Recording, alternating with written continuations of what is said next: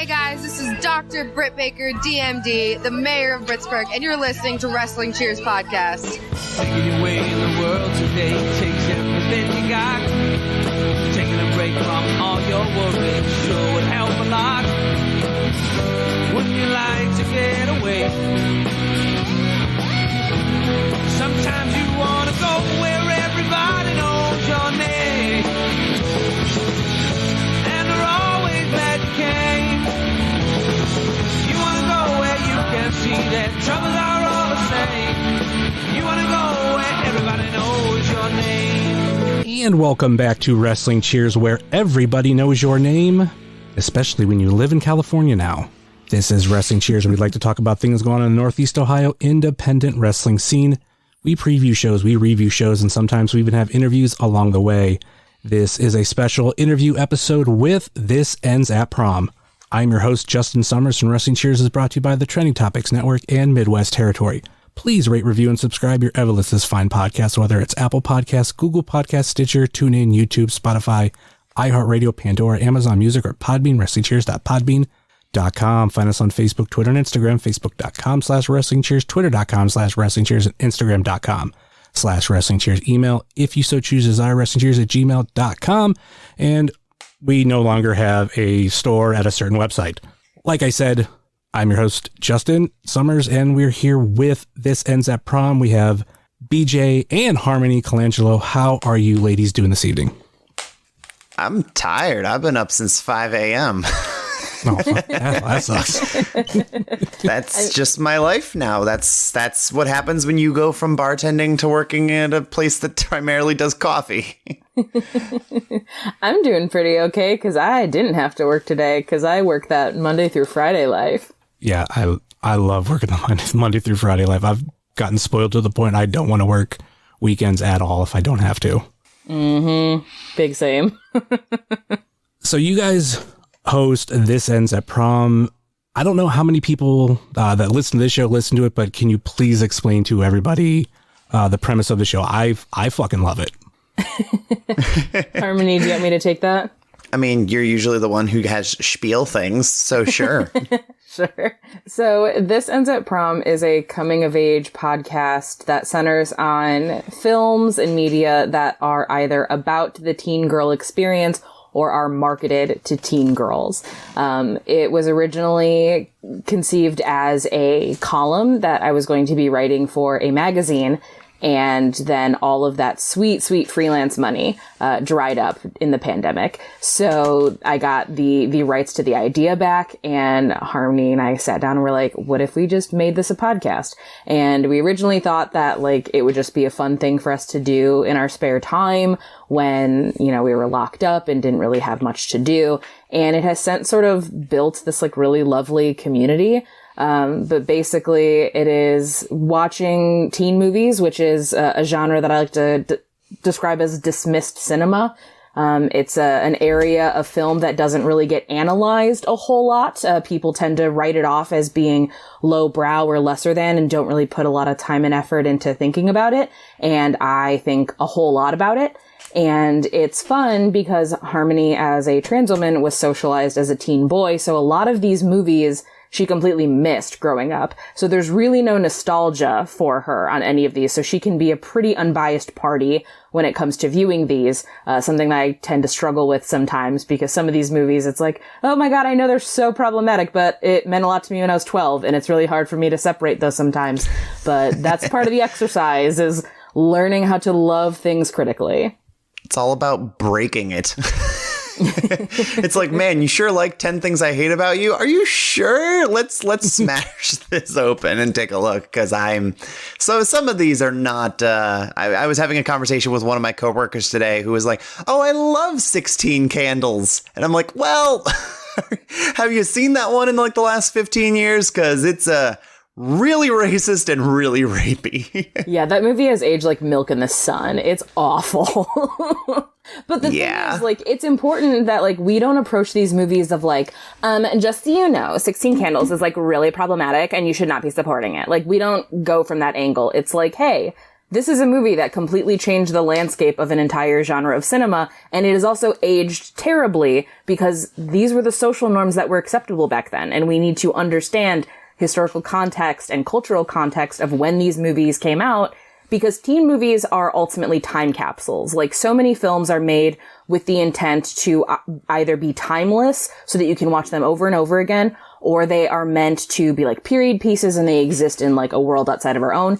Teen movies are trying to capture the then and the now. They don't care that they're going to be outdated in 6 months from now when a fad changes. They want your money here and now. So they end up being these really lovely time capsules of, you know, whenever they came out, and we can look at them and be like, this is what the fashion was. But not only that, this is what like our social mentality was. A lot of things that people like to pretend weren't a thing or like to pretend didn't exist. You mentioned 10 Things I Hate About You, and I just watched that for the very first time on my birthday because that movie came out. Because it came out on my birthday. And I remember when it came out, because obviously I'm very rarely has a movie really shared my birthday. And that one I remember like, I really want to go. I really want to see it. But for whatever reason, I just never got around to it. And then this year I said, fuck it. Watched it for the very first time. And then literally, I think the next day I listened to that episode. Because for me, when I listen to the show, I'd rather it be a movie I've seen, like nostalgically, like It Takes Two. I watched that a lot when I was a kid. So I remember when that episode came out, I'm like, ooh, I'm gonna watch this. I'm gonna listen to this episode because I love that movie. Maybe same thing with Clueless. I've seen that enough times to where I'm like, okay, I don't have to go in this fresh, but something like that, I waited until I seen it, and yeah, I went into it like. Or afterwards, like I kind of liked it, but hearing a lot of the other stuff, I'm like, ooh, yeah, I can kind of see some of the issues there. Oh, definitely. Yeah, that was kind of the movie that inspired this for the most part, because BJ during the start of the pandemic was like, I'm just nostalgic for the things I grew up on. Let's watch this. And she keeps looking at me while we're watching that movie and is like, oh my God, do you love it? Do you love it? Oh my God, Kat Stratford meant so much to me. Are you loving it? I'm like, I think I hate this movie. I think I hate it a lot. And she's like, what? Why? And it was like a 2-hour conversation afterwards. And then BJ goes, oh God, I think I hate this movie. Yeah, I mean, it's really important sometimes to interrogate your own nostalgia, because I think so many of us like love things and we love it with our whole chest, and it becomes, you know, part of our personality and part of our being. And then we struggle to admit its shortcomings. I mean, this is a wrestling podcast. All of us are wrestling fans in here. Wrestling has a really gnarly history with a lot of problematic shit. Yeah.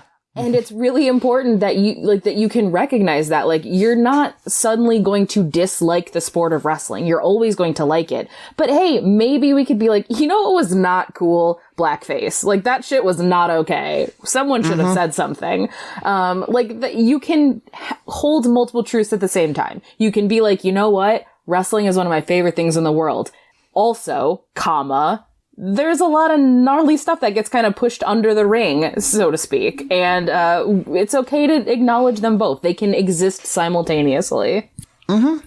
I think the big one, too, and BJ, and I know your feelings on this, is Grease. Mm-hmm. I think, the first time hearing you talk about that movie, ruined it for me. Like, granted, I wasn't huge I wasn't huge into it, but it made me go oh, yeah, oh shit. And I've explained that to people, and they're like, what? No. And I'm like, you might want to go back and revisit it, because not as good as you remember. Were the songs great? Yeah, but there's some issues there. Yeah.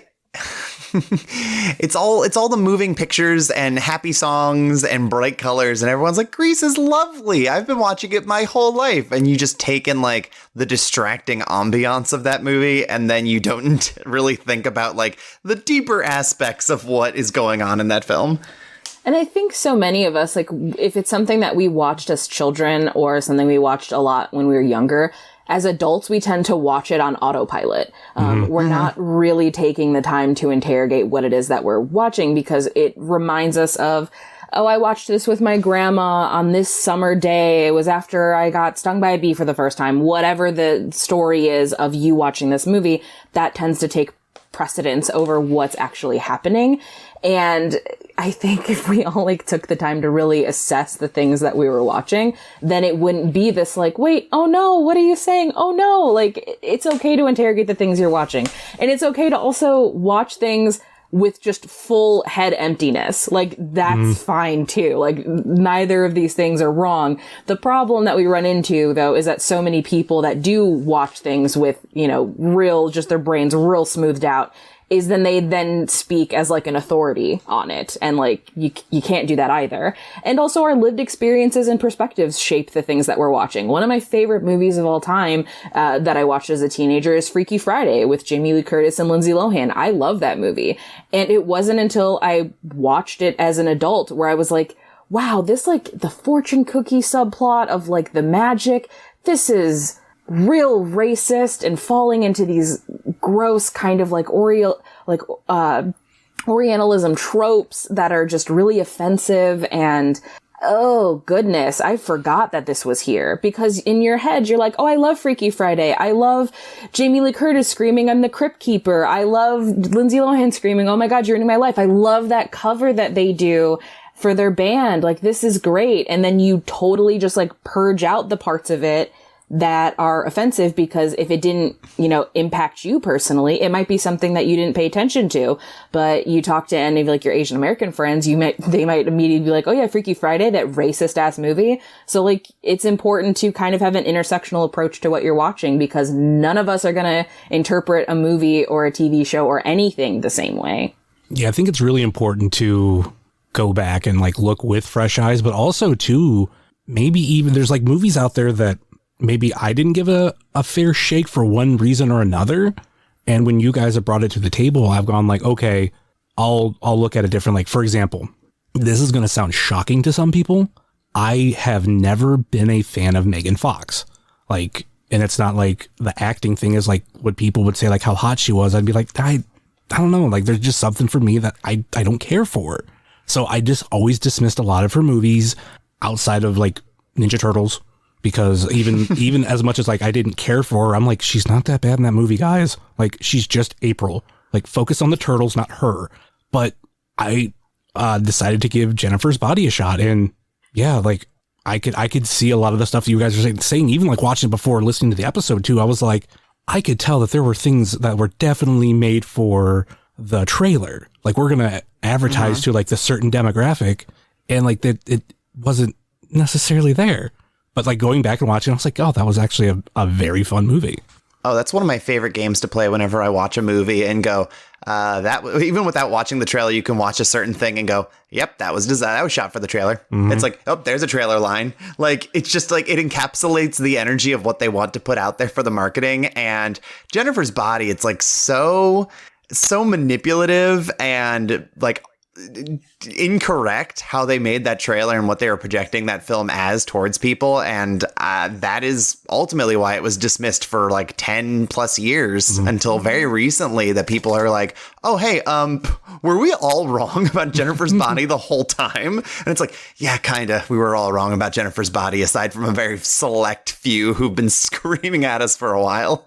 Yeah, like we use it as a verb on the show, and it's kind of become a verb in just general film circles, is whether or not something is going to be Jennifer's bodied, which means like it's just like horrifically maligned and misunderstood upon release. And only 10 years later do we realize, oh, we had this wrong. I mean, I guess you could say the same thing with something like Halloween 3. That movie has also been like Jennifer's Bodied. But Jennifer's Body is the perfect example of it, because they really did, like, the entire marketing campaign was centered around like Megan Fox equals hot. Mm-hmm. So then people went to that movie expecting something, and that's not the movie that they got.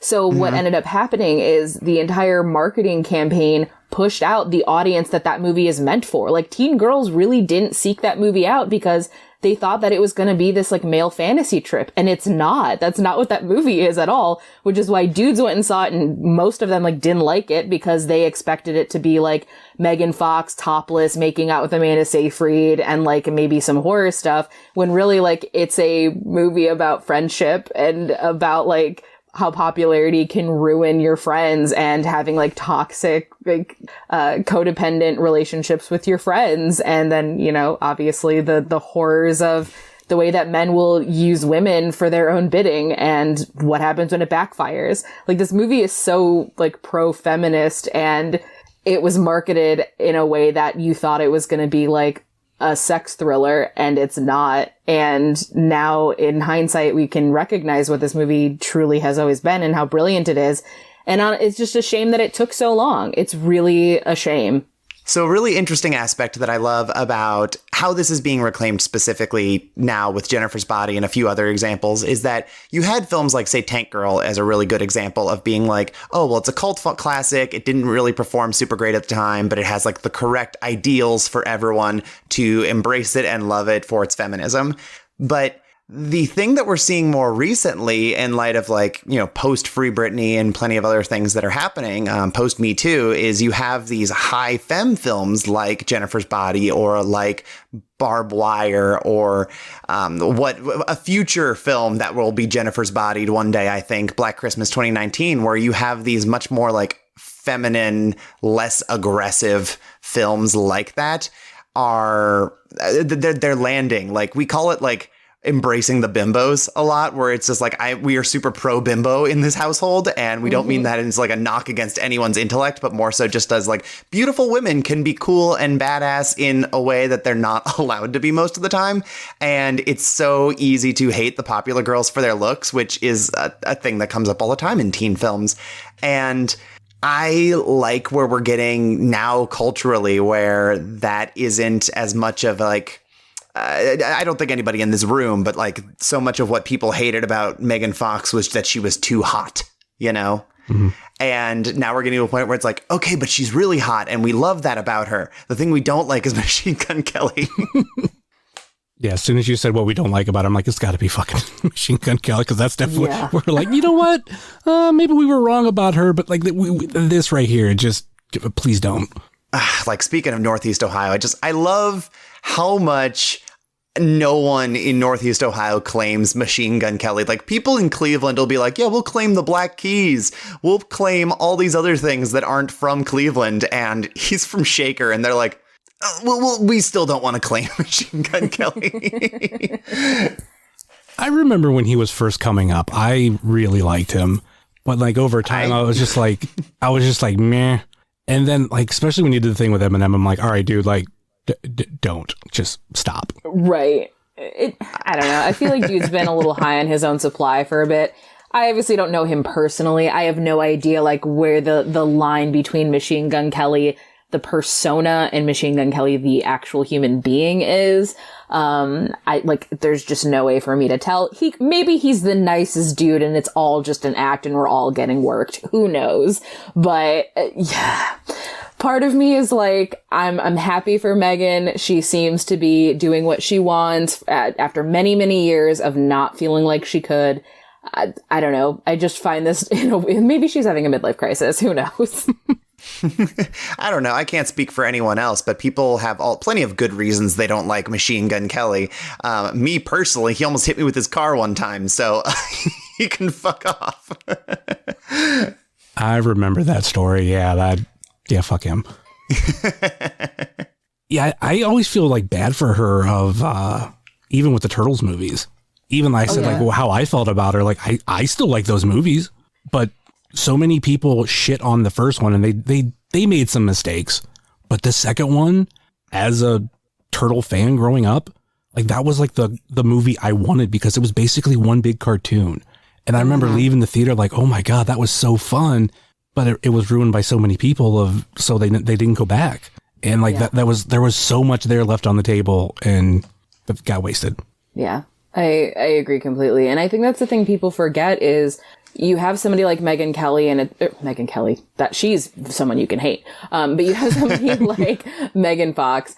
And I think it's so easy to get caught up in, well, she must be an awful person because anybody who is that hot that I've ever met in real life has been like the mean girl who bullied me in high school or whatever. So we start to associate those behaviors to those individuals when if you look at her career between the stuff she did when she was a teenager and she's like in Confessions of the Teenage Drama Queen, she's doing exactly what you want her to do. She can do comedy. She's very funny, and people don't let her be funny because of how hot she is. Like, one of the reasons that, like, we are big fans of, what are the Iconics calling themselves now? The Inspiration. One of the reasons that we love them so much in this household is because they're one of the few examples of wrestlers who are stupid hot, who are also allowed to be goofy and funny and have comedy bits, because for whatever reason, it like breaks people's brains. They're like, you can't be that hot and also funny. That's just unfair to the world. And it's like, some people are though,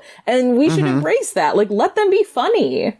That was one thing I remember really liking about Jennifer's Body, was some of the humor that was just kind of like thrown in there. Like, I can't remember some of the jokes, but like Megan would have them.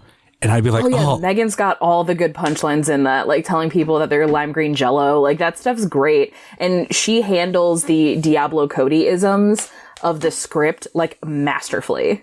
I love me some Diablo Cody-isms. I love that Diablo Cody characters don't speak like people.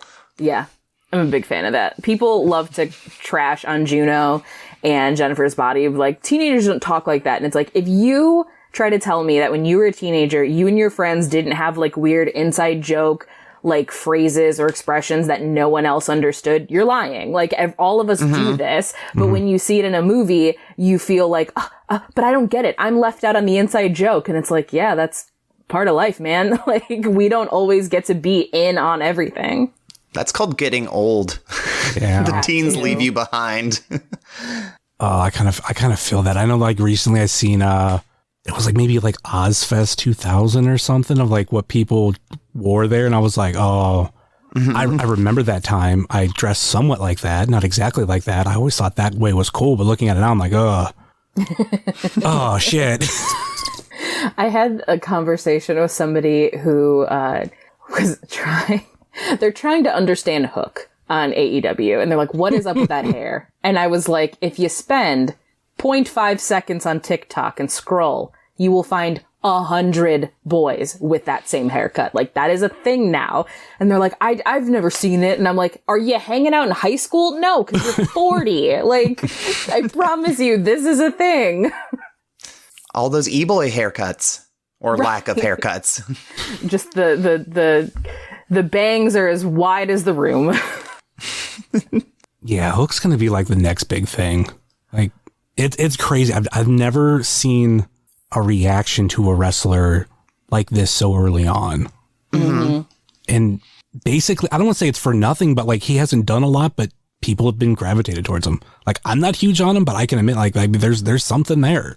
That's the thing with Hook that I think is actually really interesting, is that he's done very little, but I think the popularity was originally kind of a joke, where everyone's like, haha, Hook. And then it was like, oh, fuck, he can actually wrestle.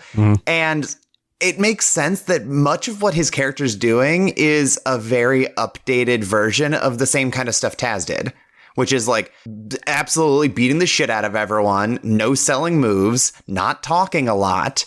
Like, it all tracks. I would say he looks better than his father on top of it. So that's really helping him out in some demographics. Yeah. That's helping.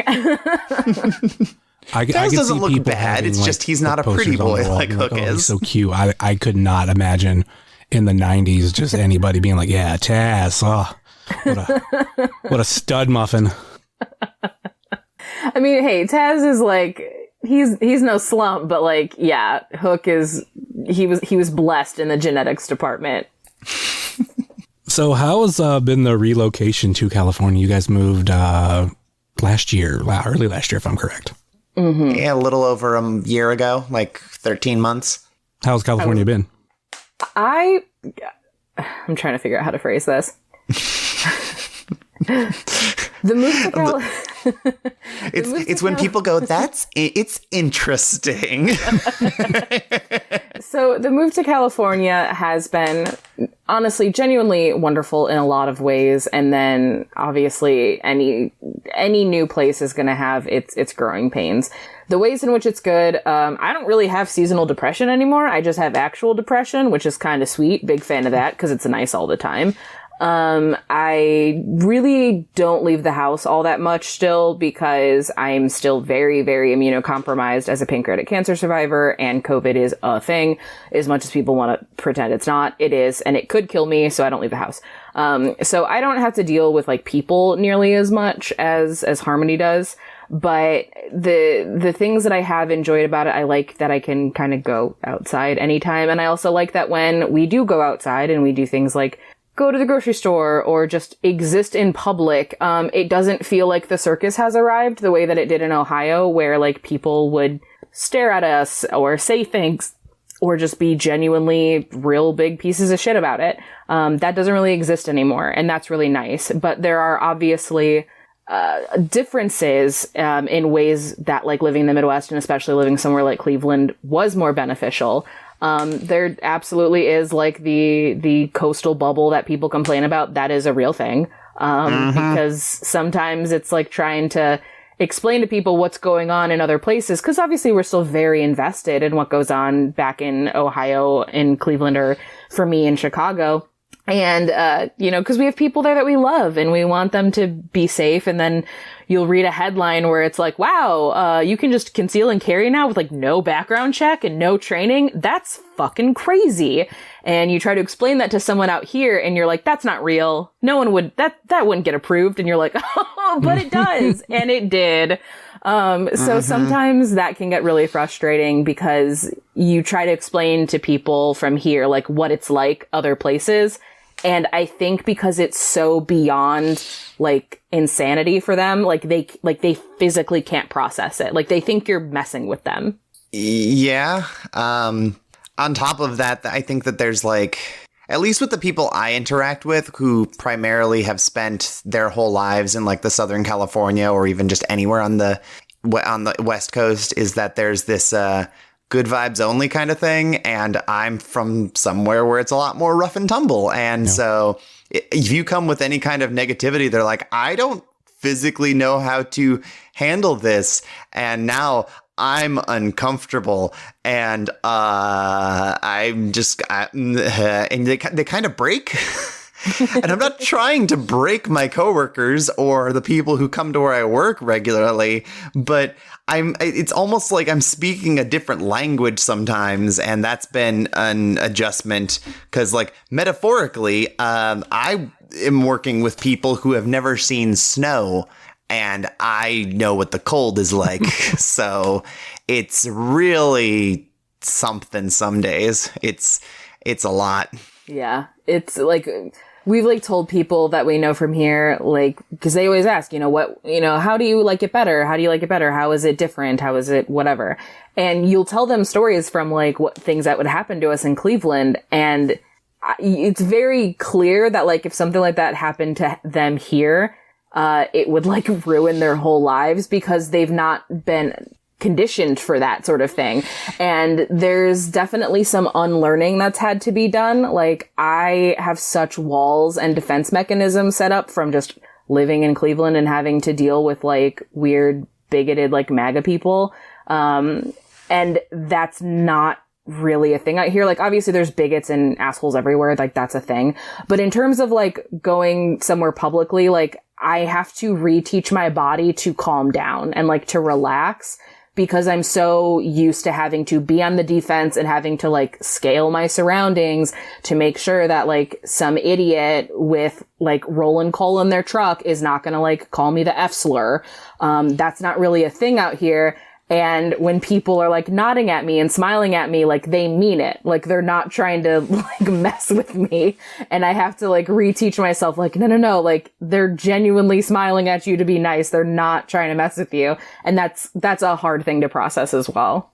I remember when you guys made the announcement that you were moving out there, my reaction was like, I'm going to miss seeing you guys at shows and all that kind of stuff. But like, I understand.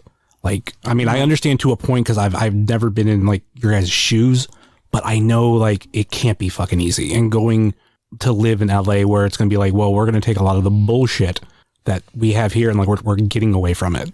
So it made total sense. And, I'm definitely hoping you guys are enjoying that type of weather. the whole idea where people like don't know snow is even crazy to me.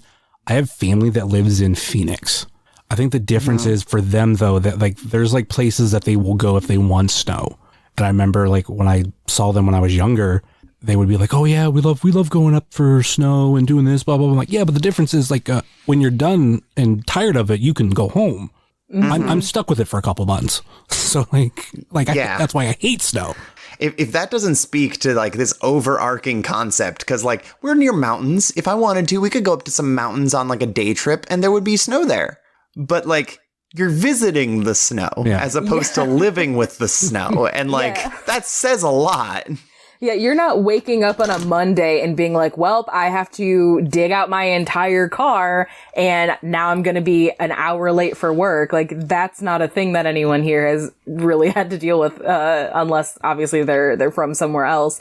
So like, and it's not even like weather concepts, but like using that as an example, like that is just kind of a mindset that exists out here with a lot of people where you do kind of have to get a neon sign and present like your lived experiences because it's just beyond comprehension. Like you don't know what you don't know. So I think, Harmony, you describing it as like, it's like you're speaking a different language. I think that is very much a thing, which is just really fascinating. But as far as like a general thing, like everything that we had that we loved, like obviously there are things that can never be replaced. But like there's so much wrestling out here, which is cool. Really haven't gotten to see a lot of it because again, I don't leave the house, but like GCW was last night and like, you know, had I not been a little crybaby, piss baby about like my immunocompromised status, like I could have been there and that would have been really sweet. We went to, Wrestling Pro Wrestling, which I mean, Brian Kendrick owns that, and there's obviously a lot of feelings about that as of late. But like that promotion in general, there's a lot of really cool people doing really cool work that I've never seen before because they don't make it out to the Midwest. Like we got to see Dark Sheik for the first time. Like that was so rad. Like she was incredible. Like really, really loved that. Yeah, for a lot of the West Coast people, it's like you have to be a certain name or be going to a certain type of promotion that would bring them in. Like, I think the biggest like West Coast person that I remember for a long time that would come out. Well, one that I'll mention, I won't mention the other one, but I know like Jeff Cobb. You can say the other one is Jerry Ryan. He sucks. We all know. Yeah. Yep. But we all got bamboozled and gave him money. It's fine. Actually, I don't think I ever bought anything off of him. I think I might be lucky. Really? I think. Man, I had so many shirts that had to get gone. That sucked. Yeah, I don't even think I had a shirt, so I got lucky in that aspect. But no, Jeff Cobb I know is one that like will come out, but like it is so rare because definitely like I always say once you get past like right around Kansas City and St. Louis, it could depend, but definitely like way after Kansas City, like you're not getting people out to the Midwest. Like you have to become something. Yeah. I mean, it's a flyover state. Like that's the mindset, you know? Because a lot of the people from like the coast, like they might go to New York, like they might fly completely over the Midwest. Maybe they'll stop in Chicago just because of like the stuff that is established there. They might go there. But to get people to come out to Cleveland, like it's just not a thing. But then at the same time, like there are some really cool things in Cleveland that obviously we're not going to get over here. Like every single time I see an ad for like old wrestling, my heart dies a little bit because it's like, God, I want to go to old wrestling so bad, but that's never going to come out here. Like I'm never going to get to see that again unless I travel for it. And like that sucks. And like that's a bummer. But then at the same time, it's like, okay, but like we now have access to Lucha Vavoom and like Lucha Vavoom does really cool stuff. And like that's not a thing that's going to be elsewhere.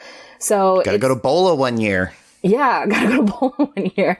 Like there's plenty of stuff that like we can do in exchange. It's just different. And I think that's like, I don't necessarily want to say like one is better than the other. It's just different. The only way that it is like full scale, like better is like, obviously California has better laws for their employer, like for employment. They have better laws for queerness. They have like a lot of stuff. So like our basic needs are much more fulfilled here than they were in Cleveland. Everything else, we just kind of have to figure out how to find ways to replace and, you know, reinvent what we had that made us happy in the Midwest and do it out here.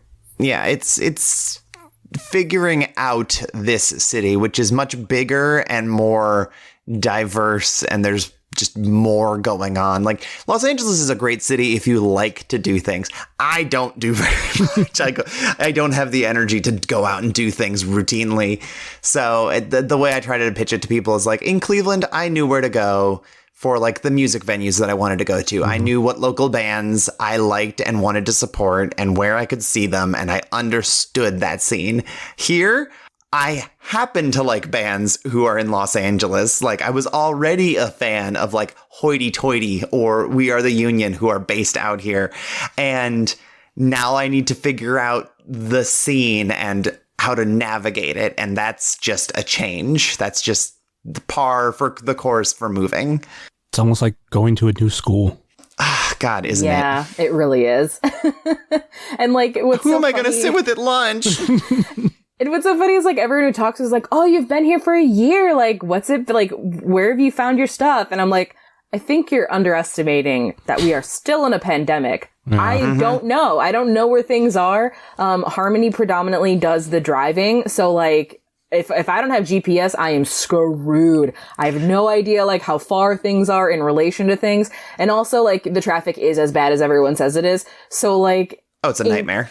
So, like, in Cleveland, if I, like, wanted to order, like, DoorDash or something, and it's like, oh, this is 4 miles away, that's not a big deal. That's, like, an hour out here for DoorDash. I'm like, no, I'm not doing that. If it's not in my neighborhood, I'm not ordering it. Yeah, it was really fun, like, the first 6 months being here, and people going like, oh my God, how are you liking Los Angeles? Is it fun? And I'm like, well, Los Angeles is locked down until June, so currently I'm staring at walls that cost 4 times as much as they did in Cleveland, but the sun's out, so that's nice. Got a better view. Kind of. Yeah, I mean, I don't know. I had a pretty good view of a parking lot and a dumpster in Cleveland. It was all right. Yeah, we did. There were so many possums. I loved it. Now we I haven't seen a single coyotes. possum. Yeah, just coyotes everywhere. It's probably why we're not seeing any possums. Oh. You're making me sad. Do you guys still have your possums? Like our taxidermy? Yeah. Oh, yeah. The taxidermy was precious cargo when we moved. Harmony took, like, were they T-shirts, Harmony? There was at least one throw pillow and lots of bubble wrap and a couple T-shirts wrapped around my taxidermy possum that hangs from the ceiling because I did not want her little fingers to break off. She's fragile. Yeah, and she was boxed up and sat front seat with me the entire drive from Cleveland to Los Angeles because I needed to be able to check on her to make sure she was okay, and we didn't want her getting smashed by other boxes. So yeah, she was my co-pilot for the entire ride because Harmony drove the U-Haul. So we didn't even get to like really communicate with each other for the entire drive, which sucked. A lot of podcasts, a lot of scream singing as loud as we could. Yep. Yeah, what a fucking like trip to drive all the way out there. Like, oh, right after we did it in February, so it was right after like the inauguration. So there was a whole lot of like Oklahomas and Arizonas with like mountains painted like Trump is still the president and shit like that on a literal mountain. It was a lot.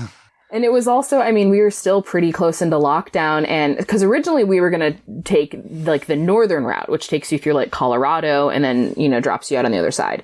But there was, of course, Midwest gonna Midwest. There was a winter ice storm the day we were leaving. So then we had to take a different route that put us like through southern Ohio and Indiana, and then put us on the south route through Oklahoma, a little bit of Texas, like just getting through that way.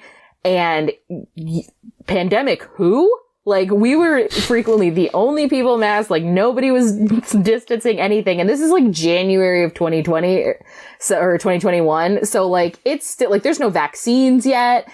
And I'm just like, what the hell is happening? And we stopped at a hotel for the night, and I think this one was in Oklahoma. And this woman looks at my driver's license as I'm checking in, and she's masked. But then she sees Cleveland, Ohio, takes her mask down and then loudly exclaims, "Have you ever been to the Christmas Story house? That's one of my favorite movies. I've always wanted to go there." And I'm like, lady, first off, yes. Second off, you did not have to take your masks down to have this conversation with me. I do not know where that came from. It was just so weird. And then the only like bad driving that we had at all was the day we were arriving. We drove through, like Apple Valley, California, which has mountains, and it was snowing like crazy. And of course, it was a blizzard on a mountain with people who aren't used to snow. Again, I stand by my metaphor. It was, there were so many accidents, and we're just kind of going through it. And then by the time we finally arrived in Los Angeles, it was like the one day every 6 months where it rains. So we had to unpack in the rain. We're like, This is the worst. But we got everything in, and it was all good. But, yeah, that drive sucks. Like, it's nice if you, like, there's cool stuff like Route 66 is always cool. There's like a lot of weird, like, stands on the side of the road, but we didn't get to see any of that because, again, like, pandemic, I was like, I'm not stopping at any of this. We're just going to keep on going and stop only when necessary. But I would have loved to have stayed at the novelty, like, pirate motels, but alas. Right. Like, that would have been great. But instead, it was like, no, we need to go to, like, these bougie, like, 4 or 5-star hotels because we know for sure that they have, like, very, very, very thorough cleaning protocols. Because the final night of our trip, we ended up somewhere, that did not, like, have any openings in the nice places. So we ended up in, like, a Motel 6, or it was a Days Inn, I think. And it was awful. Like, it was sketchy. We slept on top of the, like, comforter. I was like, I'm not getting in this bed. Like, there's probably a dead body here. This is gnarly. Oh God. Like that kind of shit. 'Cause, some of those places, with me being like a truck driver, like the place that, I did my first company, like the hotel they put you in. Oh, it was sketchy as shit. And actually, one of the times I stayed there, I did end up getting a bed with bed bugs. That's the only time I've ever ran into that. Now that sucked. Ugh. That's the worst. I'm so sorry. I'm happy those days are so long behind me and I ain't gonna do that shit anymore. But that sucked. But the reason why I asked about the possum, though, I'm gonna tell you guys this story. I had a family growing up in my trailer park that the father was a taxidermist, and like he kind of had like his own little, like, a lot of stuff taxidermied, but his wife, we always referred to her as mom. Like, she was like just the trailer park mom. And what they had, like, right as you went into their trailer to the left, they had a taxidermied beaver, and that was called Mom's Beaver. So it was like, did you go pet Mom's beaver? Like, I don't know. Like, I always got a fucking kick out of that. So when I saw the possum, I'm like, not exactly the same thing, but just that's still kind of like not what you expect to see taxidermied somewhere. I fucking love it. I would love to have a beaver. Instead, I will settle for my raccoon and my possum. Though Cleveland Curiosities, like, they would hook me up with like all sorts of stuff because they would let me know when they got a dead animal that they knew I would want. Like, the day that they got the possums, like, 50 people tagged either one of us to be like, there's possums there, you gotta go get one. And every I was getting texts all day, and I was like, hey, I picked her up like 30 minutes ago. Thanks for the shout out. Yeah, it's like, don't worry, we knew, and she's ours now. We got it. That's fucking great. I love my garbage animals. I really just am a person of trash taste, so it fits. One question I do want to ask you guys, it's something that I've gotten into recently on TikTok. How do you guys feel about the word mark? I personally don't mind it. There's people out there like, oh, it's this and that. I'm like, it's just a term. Like, it just means you're paying money. It's not a bad word. It's the people that use it that are using it wrong. Like, that's the real big key. Like, I love calling myself a mark of certain things because to me, like, I don't know, it's linked to wrestling. Yeah, it's not a bad. It's carny as shit. I like this is one of those things. Yeah, this is one of those things where it's like you use a word on Twitter and then you go parentheses derogatory. Like, I think that's how you need to contextualize the negative part of mark. Right. Like, I like the word mark, and I also use myself to, like, I'll describe myself as like, oh yeah, I'm a teen girl movie mark, like, or like, oh, I'm an easy mark for this. Like, I say that all the time because to me, like, it's a neutral expression. But the thing is, like, any word can be weaponized. Like, I use the word fat as a neutral descriptor constantly, like, especially for myself. I'm like, yeah, I'm a fat bitch. Like, that's what I am. So then, like, when people try to use that to me as an insult, I'm like, that's a neutral descriptor. Like, that's not going to affect me. But that word can be weaponized, and it can be used in a negative way. And, like, that's, I think, where the important distinction is. So, like, something like mark, like, if I'm like, oh yeah, I'm an easy mark for this, like, that's fine. But if some stranger who I don't know, like, reads one of my wrestling takes and is like, all right, mark, like, then it's going to sting a little bit, because then I'm like, oh, I know that you're trying to hurt me with this word. Like, you're trying to use it negatively. But, like, as a general word, like, it just, I know exactly what somebody means when they say they're a mark for something. Like, there's a huge difference between, like, oh, yeah, I'm a mark for this, or, oh, I marked out really hard over this, versus like, shut up, Mark. Like, there's a difference. Definitely. And, like, I don't know, if anyone referred to you as a busted can of biscuits the way I do, it's probably not coming from the place of love of when we're both being gross with no pants on the couch. Exactly. Like, it's the intent behind the word. Yeah, context is important. The intent behind the word is important.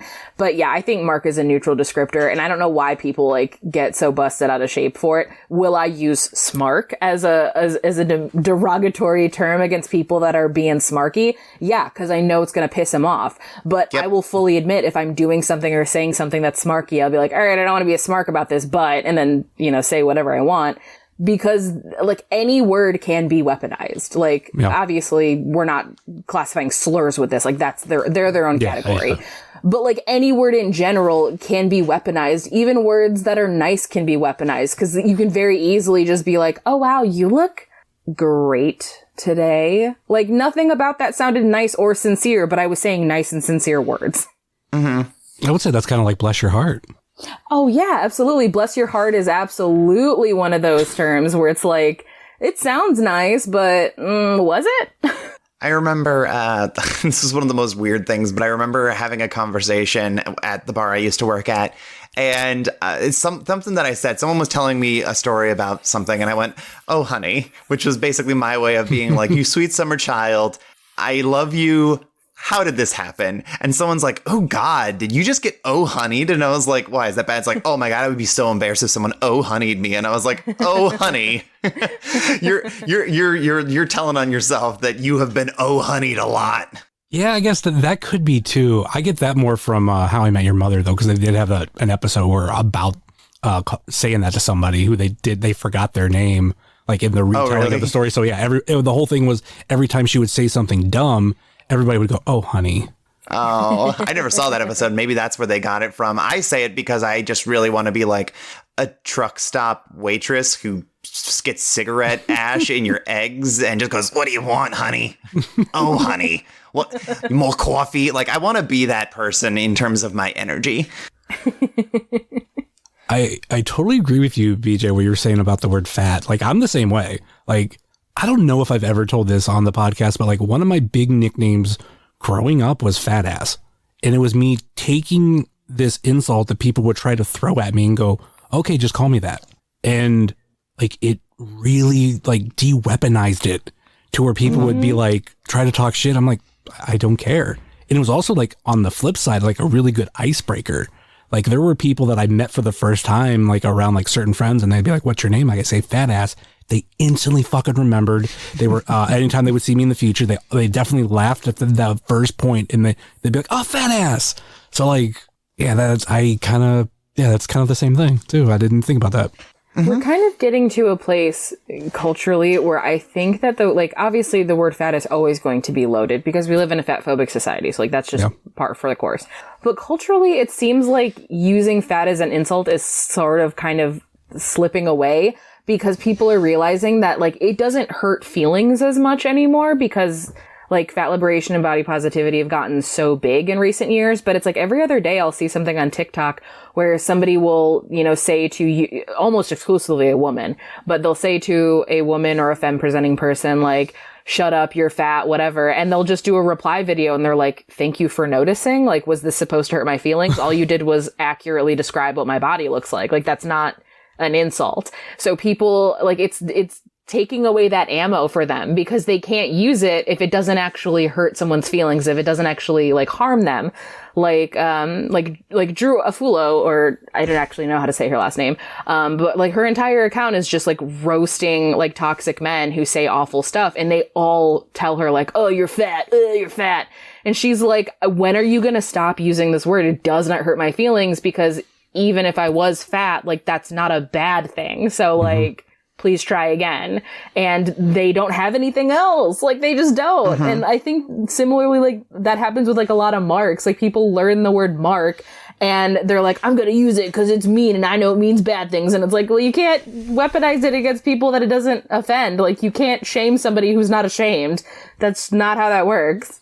I want to talk about marking out. One of the things that that gets me every single time is like any women's wrestler that I follow on Twitter, someone will be like, whatever, you're ugly. And they're like, they get ratioed to hell. Or like someone like Candy Lee is the most ruthless and hilarious person to follow in like wrestling Twitter. I love her so much, but she destroys men. Yeah. Where all she has to say is like, whatever, you're short. And it's like, whatever, I'm 6'9". It's like, nah, you're short. And they go, no, and they get so mad. Because that's the thing is like, you can't be ashamed, like you can't feel shame for something you're not ashamed of. So if you're saying like all these horrible things to people and it doesn't bother them, like they're telling you like this is not actually affecting them. But the second they say like, oh, you're short or oh, you're whatever, like if you get pressed about it, like all you're doing is telling on yourself and telling them like, yeah, you are insecure about this. Like, and obviously everybody has insecurities and we shouldn't be weaponizing it, but fully, like, don't bring the heat if you can't stay in the kitchen. Like, don't bring a knife to a gunfight. No. Yeah, don't do it. Like, why do people try to mess with people like Nyla Rose and Candy Lee? You know you're going to get destroyed. Like, why would you even attempt? What were you thinking? Yeah, they're so much fun on Twitter. I'm kind of upset. I was going to go out to New Jersey for a Dropkick Depression. And then I realized I had like plans on the same day and I'm like, fuck, I could easily cancel those plans, but it's like a surprise birthday for two people that were in my wedding. So I'm like, I can't cancel that. So I was like, fuck, I really wanted to kind of meet Nyla Rose. But unfortunately, so maybe some other time. Yeah, I would love to meet Nyla Rose just because she is so fucking good. Like, how dare she always be like, she's a great heel. I love her as a heel, but god damn it, I love her so much on Twitter and just consistently one of like the funniest and most crafty people on the internet as far as like wrestling Twitter goes. And yet like she is purely a heel with Vicky Guerrero, and I love them. They're wildly entertaining, but I want to cheer for you and not feel like the smark who's like, yeah, I'm cheering for the cool heel. I got to interview her shortly after her AEW signing, because I did a piece for Autostraddle about the queer and trans women in wrestling. So I got to talk to Nyla and Candy and Alley Cat, who was still Alley Cat at the time. And they're just like such awesome people and gave such like wonderful insight. And they were just very, very fun to talk to and very honest, but also very funny. And I've loved watching them kind of grow and thrive over the last couple of years from, you know, where they were with their humble beginnings.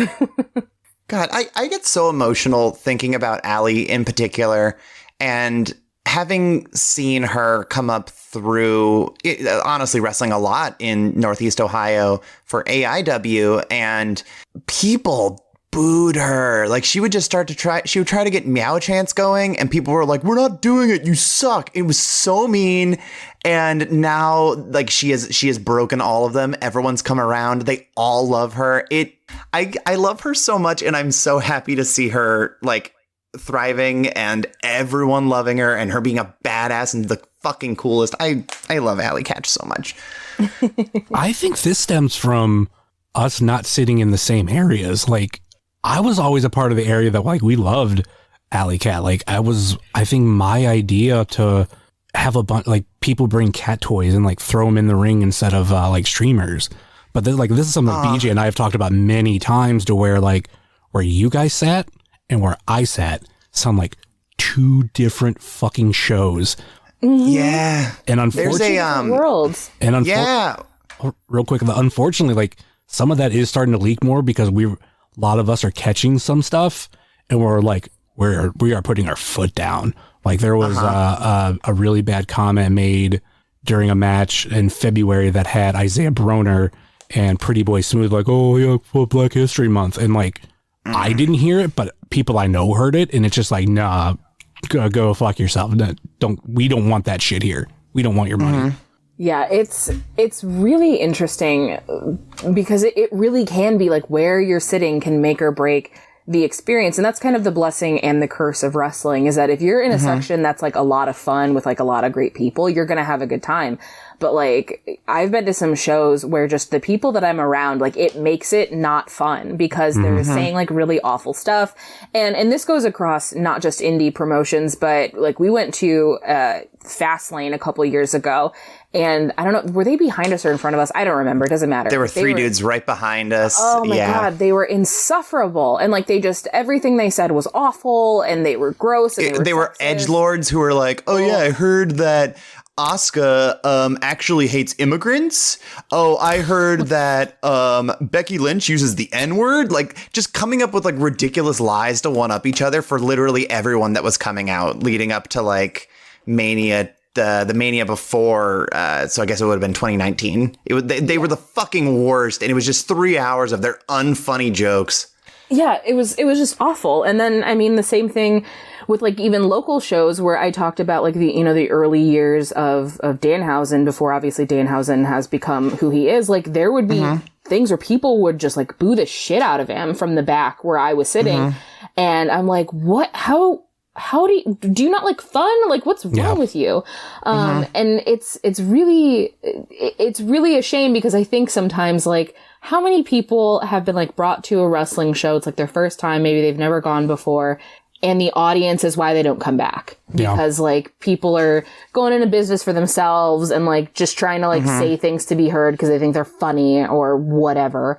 And how many times has that like ruined wrestling for somebody else? Like it's such a bummer. And obviously you should never judge an entire like art form or fandom based on like a small percentage of people, but like that stuff has an impact. They're the loudest ones. They're always the loudest ones. Oh, ain't that the truth. But like when we went to Wrestling Pro Wrestling, what was really shocking though is just how, because I mean, it's kind of like a silly promotion. Like they have a lot of weird characters. Like David Arquette came out as Rob Boss, dressed like Bob Ross, and controlled an angry little tree that wrestled on his behalf. And David Arquette just straight up did a Bob Ross painting in the middle of the ring. It was remarkable. It was one of the best things I've ever seen. But the entire room like bought into that and everyone was on board. So everyone had a good time. Like there was not anybody like trying to be like shitty and clever and cool and saying whatever nonsense they wanted to. And it was a I'm not gonna lie, it was a really nice, refresher compared to being at, some Midwestern shows where there's always like that same handful of people who drink a little too much and get a little too loud and say some things they definitely shouldn't have. Unless it's old wrestling, because that is, I've never heard of any bullshit like that at old wrestling. Oh yeah, because it doesn't exist there. That's because it's one of those promotions where like everybody has kind of bought into it and they do it. They do the right thing. Like, and something that's always interesting too is I hate when it happens at indie shows because like if it's something at like if you're going to see WWE or even to some extent AEW, there's not a whole lot that can be done because it's so huge. It's not as easy to pinpoint who said it, who did what. But in indie shows, like a lot of times the people in the ring, like they can not only hear what you're saying, but they can see you and they can make eye contact with you. Like Ethan Page should not have to stop his match to tell somebody to not say transphobic shit. Like that shouldn't have to be part of his job. It should not be part of any indie wrestler's job. They're here to wrestle and like, yeah, there's crowd work, but this is not stand up. Why are you heckling them? Like calm down. Or even like, I remember the time, BJ, you called out some fans because they were yelling shit to Britt about Adam Cole.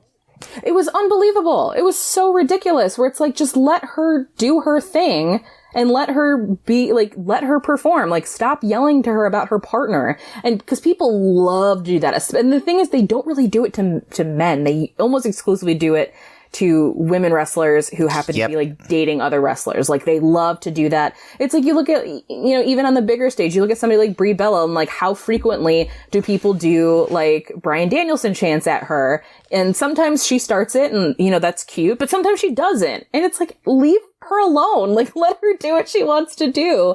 And people just, they can't deal with it. And it's not even always negative too. Like, I've been to a couple of shows where like people are either retiring because of injury or they're getting called up to the big leagues and it's their final show. And there's always some mark-ass motherfucker in the crowd who's like yelling through their like farewell speech. And it's like, what are you doing, my dude? Like, who asked you to do this? No one. No one wants this right now. You are being a loud toddler in the middle of a wedding. Stop it. Yeah, that's one way to put it. That's the only way I could think about it. Like, cause it happened when Magnum CK left. I'm not going to say who, but there was at least one person who was a little drunk who was like yelling throughout his entire farewell speech. And it's like, shut the fuck up. Like, this is like a serious moment. This is not time for you to go into business for yourself. Like, what? Stop it. And people just like, they just can't, like, I don't think, like, do we need etiquette classes? Like, how do we fix this? I would happily teach a wrestling etiquette class. Are you kidding? That'd be so fun. Why do I have a feeling I know who you're talking about? Because you probably do. They were standing right behind me. I know exactly who it was. Okay, yeah I can, yeah. Yeah, it's stuff like that where I'm like, you're making it not fun for everyone else. And like, wrestling is, when you have a good room and like there's a great match going on, like, it is the most fun in the entire world. Like, there's nowhere else I would rather be. Don't ruin it for everybody because you want to feel like Mr. Cool for like, I don't know, an hour. Don't, what are you doing? First rule of wrestling etiquette class is no what chance. Yeah. And then right after that is no more one fall shit. I was trying to figure this out the other day when we were watching AEW, but I was like, I think the thing that I hate the most at this point isn't even like one fall stuff. I hate the one guy who's very confident in like showing like, nope, it was 2, and like waving the 2 fingers at the whole room like, nope, did you see it? It was 2. It was only 2. And it's like, yeah, we know. Thank you. Thank you. You did know. The match has continued, so I know that it was not a 3 count. Thank you for your service. Please put your arm down. The bell didn't ring. Right. He's there to try and he's trying to make sure that there is no schmaz. We don't want a screw job here tonight, and this man is there to ensure it. Yes, thank you, person who spent way too much money for that front row seat. We appreciate your dedication to the craft. Oh, the next show I watch, I'm gonna find that person. I'm gonna go, fucking damn you, BJ. I wasn't paying attention to this. There's like a couple like rules of thumb that I have for that. Like, one of them too is like, if you see somebody in the purple Macho Man shirt, you have to drink. Because there's always at least 2 like on camera side. You'll find them. And you got to pay really close attention because there's a good chance it might be someone else. Like, I think Janela has those. Velveteen Dream had those. So not seeing those as much these days, but like, everyone's even parodying it, so now you have to be like extra good with your Where's Waldo of the drinking game Macho Man shirts. Mm-hmm. Yeah, that's a pretty popular shirt. I have like 3 versions of it alone. Like, and they're I mean, it's classic. They're all Macho Man, but it's just like, what was it? I think I bought one at FYE, bought one from Homage, and one from WWE Shop, and they're all like a different shade of purple. Beautiful, I love it. It's easy, like. Probably one of the most iconic shirts, wrestling shirts of all time. I mean, obviously, probably like NWO and Austin and Hulkamania, like stuff. But I don't know, that's one like it's always cool. Mm-hmm. Oh, but especially of the 80s before things became like really, really marketable in like the 90s. I think that's probably the most iconic, like specific, like single T-shirt of the 80s. Mm-hmm. Yeah, I mean, like every Macho Man shirt that he probably ever had. That's like the only one that most of us can like think of, like that in the WCW NWO one where he well, besides there's Madness, but there's also like the one where he's like behind these jail bars or something. Like, that's the only other one I can think of, but it's always the fucking purple one. The purple one is fucking awesome. There's one or two I can think of that are like pictures of like him specifically. God, that reminds me. I have like some sick 1990 wrestling bed sheets where he's Macho King, and I was going to turn him into a circle skirt. Like, fuck, I need to get on that. They'll go great with you. Totally just derailed our own conversation going like, oh, that's right. I have arts and crafts to do that I forgot about. It'll go great with your Macho Man sunglasses. Yeah. Thing is, those are slightly later. That's a little bit more of like the Macho Man of like WCW, but like I think we can swing it. It's on a white fabric, so I think it'll be okay. Okay. Yes. And then that one person who goes and sees you wear this outfit and go, actually, that person we can call a mark-ass motherfucker with no sadness in my heart. Yeah. Yeah, the fucking gatekeeping culture. Like lately, I started following Shay McCoy on TikTok, and they do a gatekeeping like series. Like they just did one where they were wearing a 9 Inch Nails shirt, and somebody came up and I'm like, "Oh, can you name all the members of 9 Inch Nails?" And they go, "Oh no, I can't do it." But just as a joke, I'm like, and I know they did another one like that too. But fucking gatekeeping culture is so fucking annoying. Yeah, I think that I think you kind of have to take the piss out of it at this point, because like arguing or even fulfilling the quiz of it is ridiculous. Like a dear friend of mine like works for Fangoria, like works for them proper in the marketing department. And she posted that she was wearing a Fangoria t-shirt, and some guy came up to her and it was like, "Whoa, cool shirt. Like, you know, that's a horror magazine, right?" And she's like, "Yeah, I work for them." And he's like, "Oh, well, I mean, like, well, what's your favorite horror movie?" And it's just like, why are you doing that? What are you achieving here by doing that? Because right now you are the president of the No Fun Club, and no one wants to hang out with you. Like, this is not fun.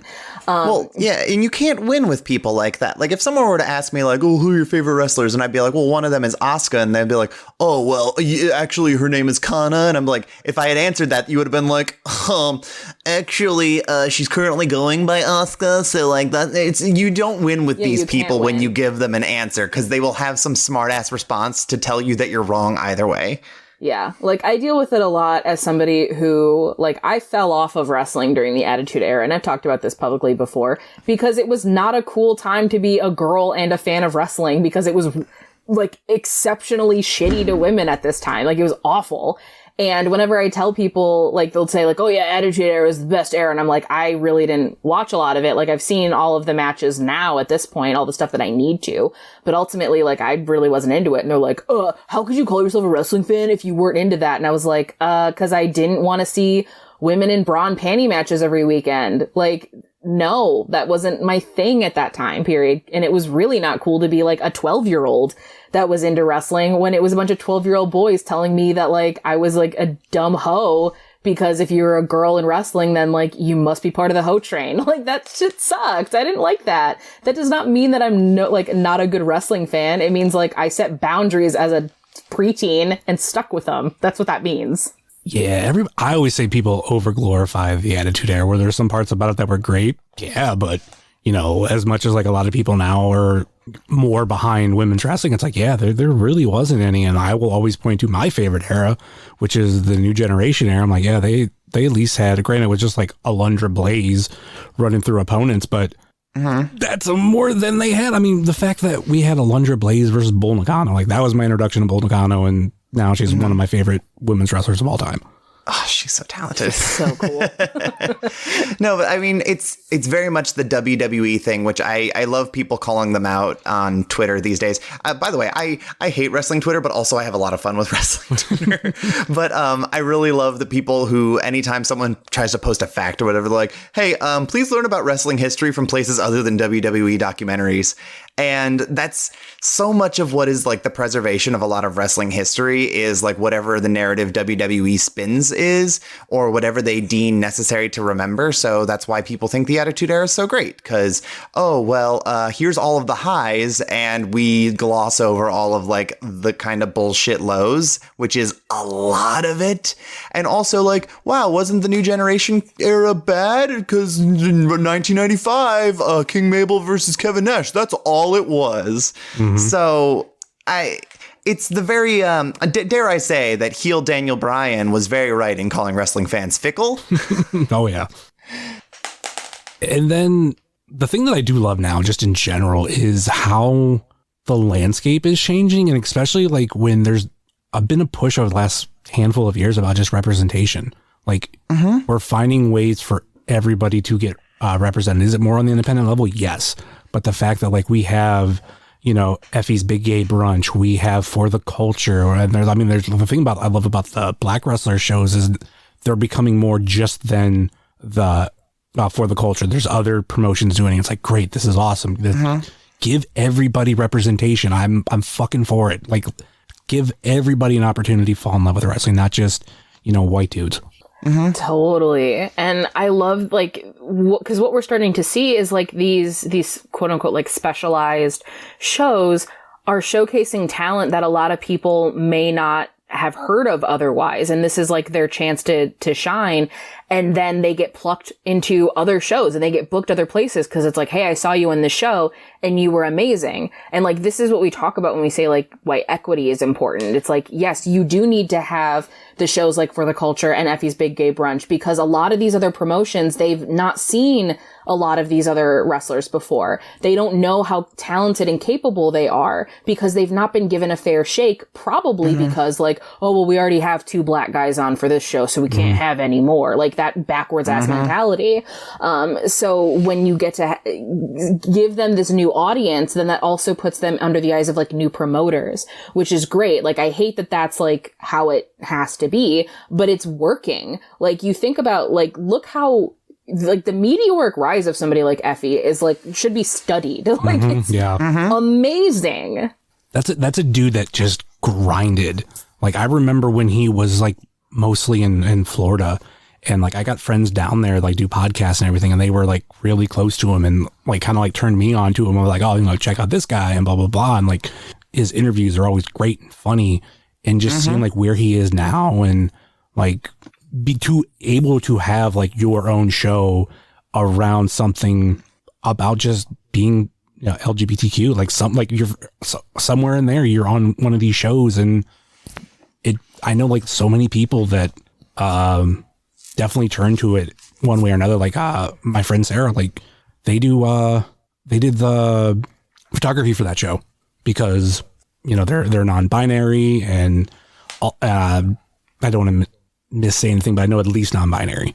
So it's kind of like cool to see, like, we're not just throwing anybody into any position here. It's like, okay, we want total representation, like everywhere. And yeah, it's so fucking awesome. I know one of the craziest things I found out recently about one of the, about a gay wrestler, he's known now, Pero. Ah, yes. I used to watch him wrestle under another gimmick and I didn't even fucking know it. Really? He wrestled as this like simple character, known as Mikey. And there was a promotion that booked him here in like 2011. And the only way I could describe it is like, and this is me being honest, it was basically like Eugene turned up. So no. Yeah. So it was like, then someone told me like they finally put 2 and 2 together because like Mikey's such a standard wrestling name that even like with Cage Match, it's hard to connect everybody that goes by Mikey. And once they were told me like, oh yeah, Pero's Mikey. I'm like, no fucking way. Holy shit. Like watching what he was able to do, at least get away from that gimmick. And like now, like, yeah, like hands down one of the like probably like top 5 gay wrestlers that people know of. Yeah, definitely. And like his match against Effie for like the rights to be daddy. Oh my God. Yeah, fucking so crazy. All right. Let's start to wrap this show up and get into the Fave 5 questions. Hey, this is Booker T, 5-time champ, and this is the Fave 5 questions. Now, can you dig it? All right. BJ's been on here before. I have a list of the questions I've already asked her, so I'm going to do this a little bit different. I'm going to give you a question to both of you, but then Harmony, I'm going to give you one of BJ's questions that she's already answered, just because I can get your take on it. Oh, dear. I'm really bad at stuff like this. This is going to be a mess. I might have to scream at BJ mid this thing and go, BJ, what do I like? Let's go with the one for both of you. And this is the Jocelyn Navarro question. Tacos or burritos? Burritos. I'm going to go taco because I'm a texture eater. Okay. And I like that I can get a variety of different tortillas on that. I can be like white person taco night and have store-bought crunchy. I can have good corn tortilla. I can have good flour tortilla. I got options. I'm gonna go taco. I see. I like burritos because I don't need to eat like 5 of them to be satisfied. You can knock one big burrito out and call it a day. Plus, I think the burrito is a lot more receptive to being Americanized and like bastardized. Mm-hmm. Like Taco Tano's in Cleveland is one of my favorite places to get a burrito, and I can get a cheeseburgerito there. And conceptually, that is a mistake. Taste wise, it is my jam. And I like that that people accept that a little bit more, I think, with the burrito. If you'd made like a cheeseburger taco, I think people would be like, come on now.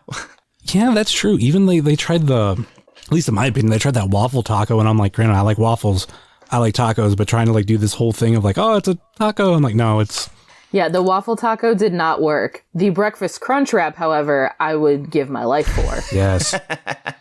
Yes. But a crunch wrap is not authentic food. That is some American bullshit for fat people like myself. Maybe we'll have Taco Bell for dinner tonight. Who knows? Oh my God, that sounds great. What a great... You said it, now it's happening. R.I.P. the Mexican pizza.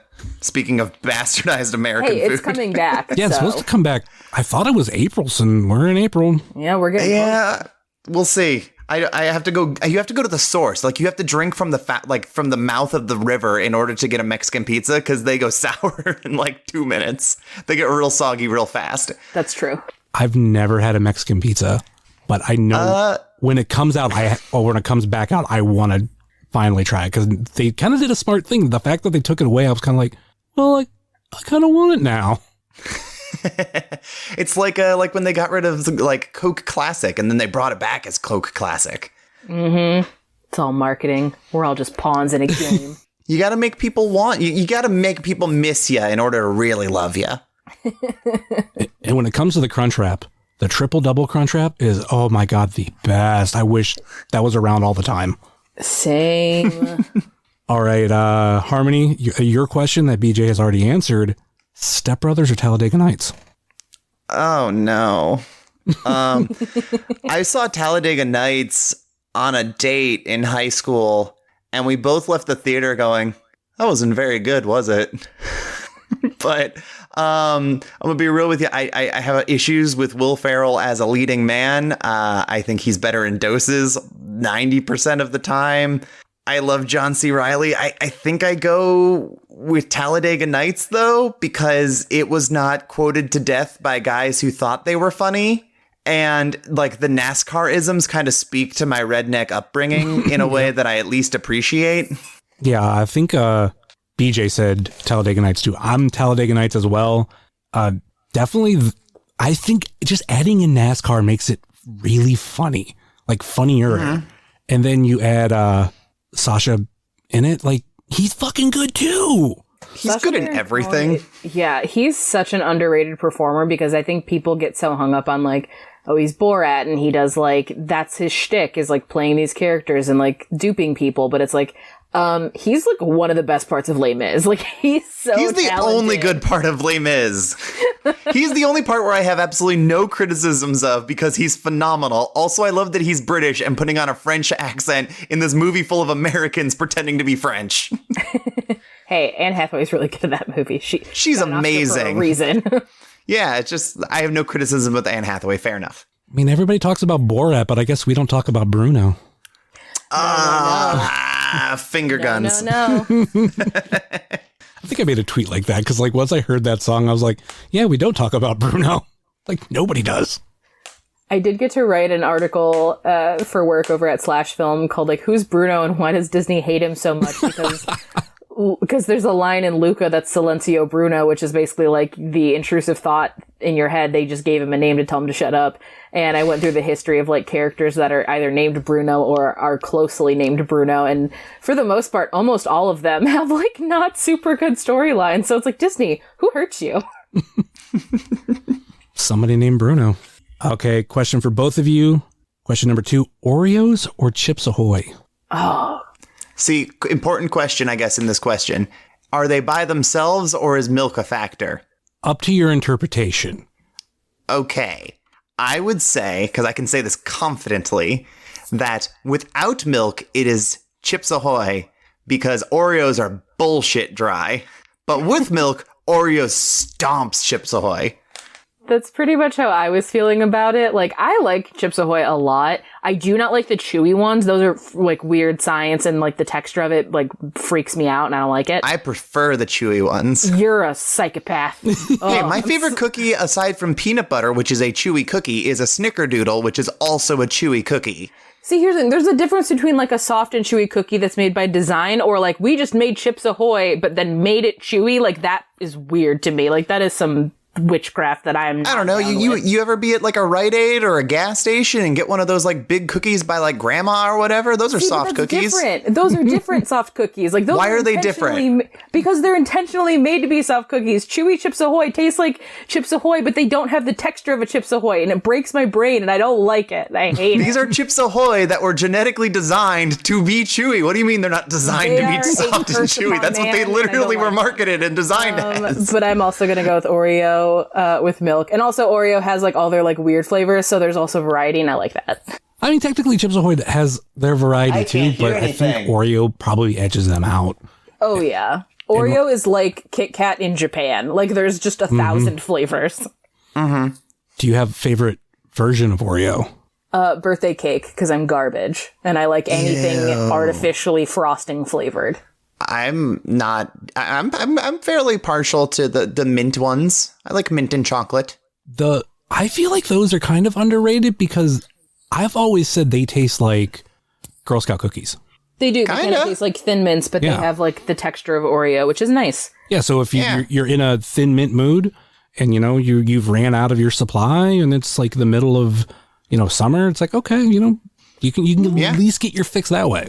Mint chocolate is like a reliable dark horse flavor that people don't give enough credit, period. It's always refreshing. It's nice because like you get chocolate, but like mint for whatever reason, I think tricks your brain into being like, this is nice and clean because it's mint. When it's like, it's got like still a freshness. Sugar. Yeah. Yeah, fresh. That's a good word for it. Like I know I love Andy's mints. Oh yeah. Whenever I go to Rockneys and that's like place that I know that they give you it with your bill, like I'm always like, hell yeah. Like half the time I forget that they do it too, but I just had it recently. So I'm like, hell yeah. And then I think recently, because the server felt bad for me. We went there on St. Patrick's Day. I wanted corned beef and cabbage and a Guinness.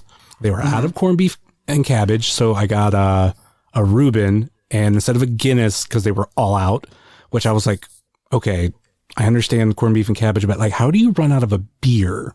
You didn't expect this for St. Patrick's Day, but I was like, whatever. They gave me the Great Lakes Conway ale thing that they have. And I love Conway's. Yeah, I will say it was good, but I was definitely wanting Guinness. So like when we got the bill, we got some Andy's mints, and then like after we had paid, she came back and brought more, and I'm like, fuck yeah. And my wife was like, you can have mine. I'm like, yeah. It's like side point. I don't know what any of the breweries are like out here, and I go places and I don't have any idea what to get because like Northeast Ohio and Cleveland in particular has so many good local beers that I know precisely what I liked. Like I miss Urban Artifact. I miss Conway's is my favorite red ale. I miss that. Like if you're looking for a stout and you get a red ale, those aren't really quantifiably similar at all. So I get why you would be like, oh, it's not a Guinness. Like, it's weird. That's like one of the biggest changes of being out here. I worked in a bar for a sec and people are like, how do you feel about these? I'm like, I don't know what the fuck any of these brands are. What are you asking me? I do have a friend that lives somewhere out in California. I might ask her for some good beer out there. And I know she likes craft beer, so I might have to get back to you on that one.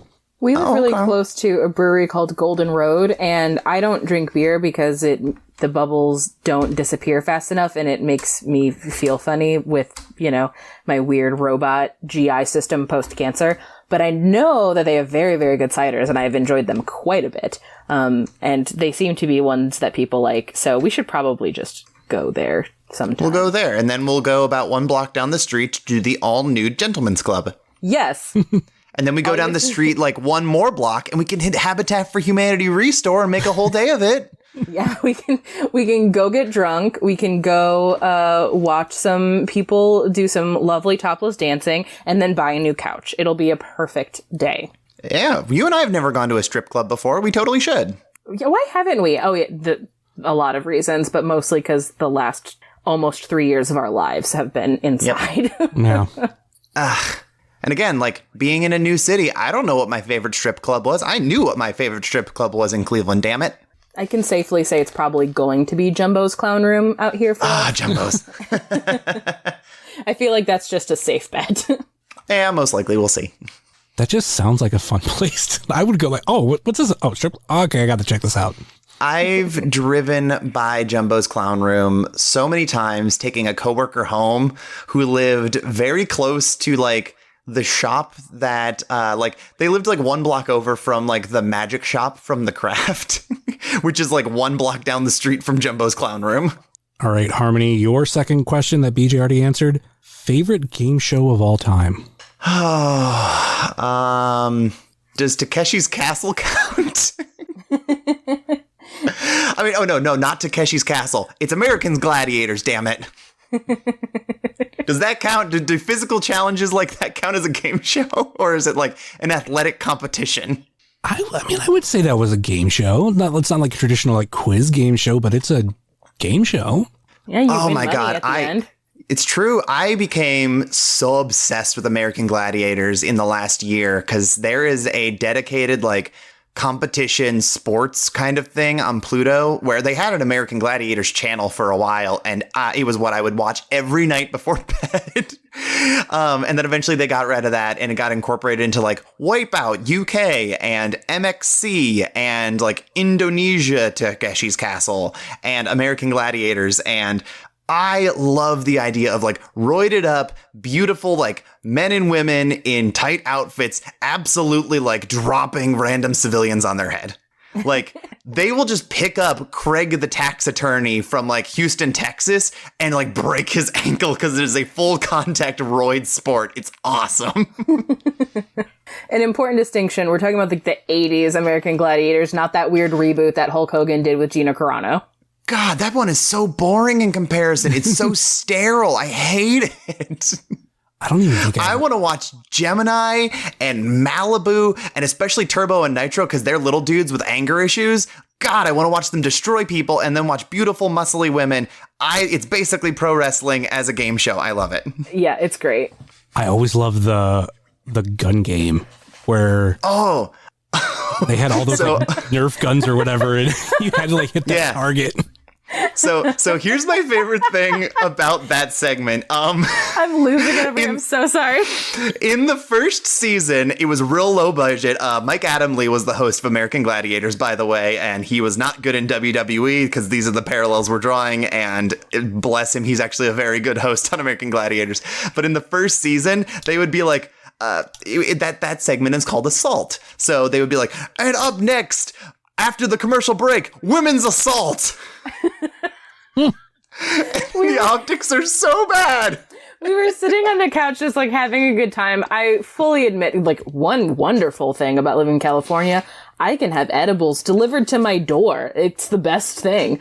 So I was definitely a little cheaped, and we're watching this and having a good time, and I'm not paying attention to the screen, and I just hear Mike Adamle go, next up, women's assault, and I like got whiplash because I like turned my whole body and I was like, what did he just say? And on the screen is like some like it looks like a very, very primitive like PowerPoint because like an image just like flies in and then the font flies in and like in big bold letters it just says women's assault, and I'm like, How many hands did this get through? No one thought, like, hey guys, maybe not this phrase? Oh my God, it's incredible. I so funny. love the hot mess that is American Gladiators, especially season 1. When they're figuring out the rules as it's going on. It's amazing. It's incredible. Nothing was better than the episode with Steve Urkel and Carl Winslow.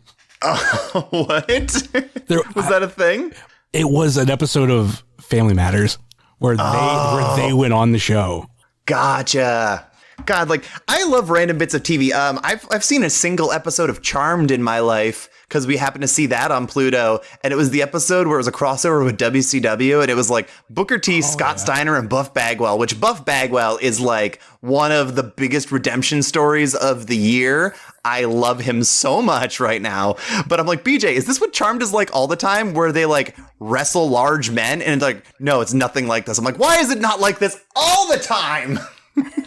Maybe if there was an episode like that of Buffy, you would want to watch it. Maybe. Where's Scott Steiner for Buffy? I'll rock up for that. I want to watch that unhinged mess. God, that'd be... Oh, if we had ever had like Scott Steiner on like a TV show, like the Scott Steiner we all know and love. Oh my God, that'd be great. Imagine like the only one I could think he'd be like perfect for. Imagine him on like Whose Line Is It Anyway? Oh my God, put him on Whose Line Is It Anyway? I feel like that is the most unhinged thing imaginable, and it's precisely what I would want. Specifically, like peak, like 2002 Scott Steiner. Yes. Yes. Oh, goodness. I'm a little lightheaded now. You just got too hype about American Gladiators and Scott Steiner. I have a really like primal reaction to American Gladiators. It's like I get so amped. All right. Question number 3 for both of you. This is one of my newer questions, and I think it's like something nobody talks about. A little personal, but it's not that bad. What kind of deodorant do you wear? Oh, I'm a shit show right now. You just switched brands. I just switched brands. I've been switching through brands every couple of months. I've inherited some sort of like my armpit hates everything disease from my dad.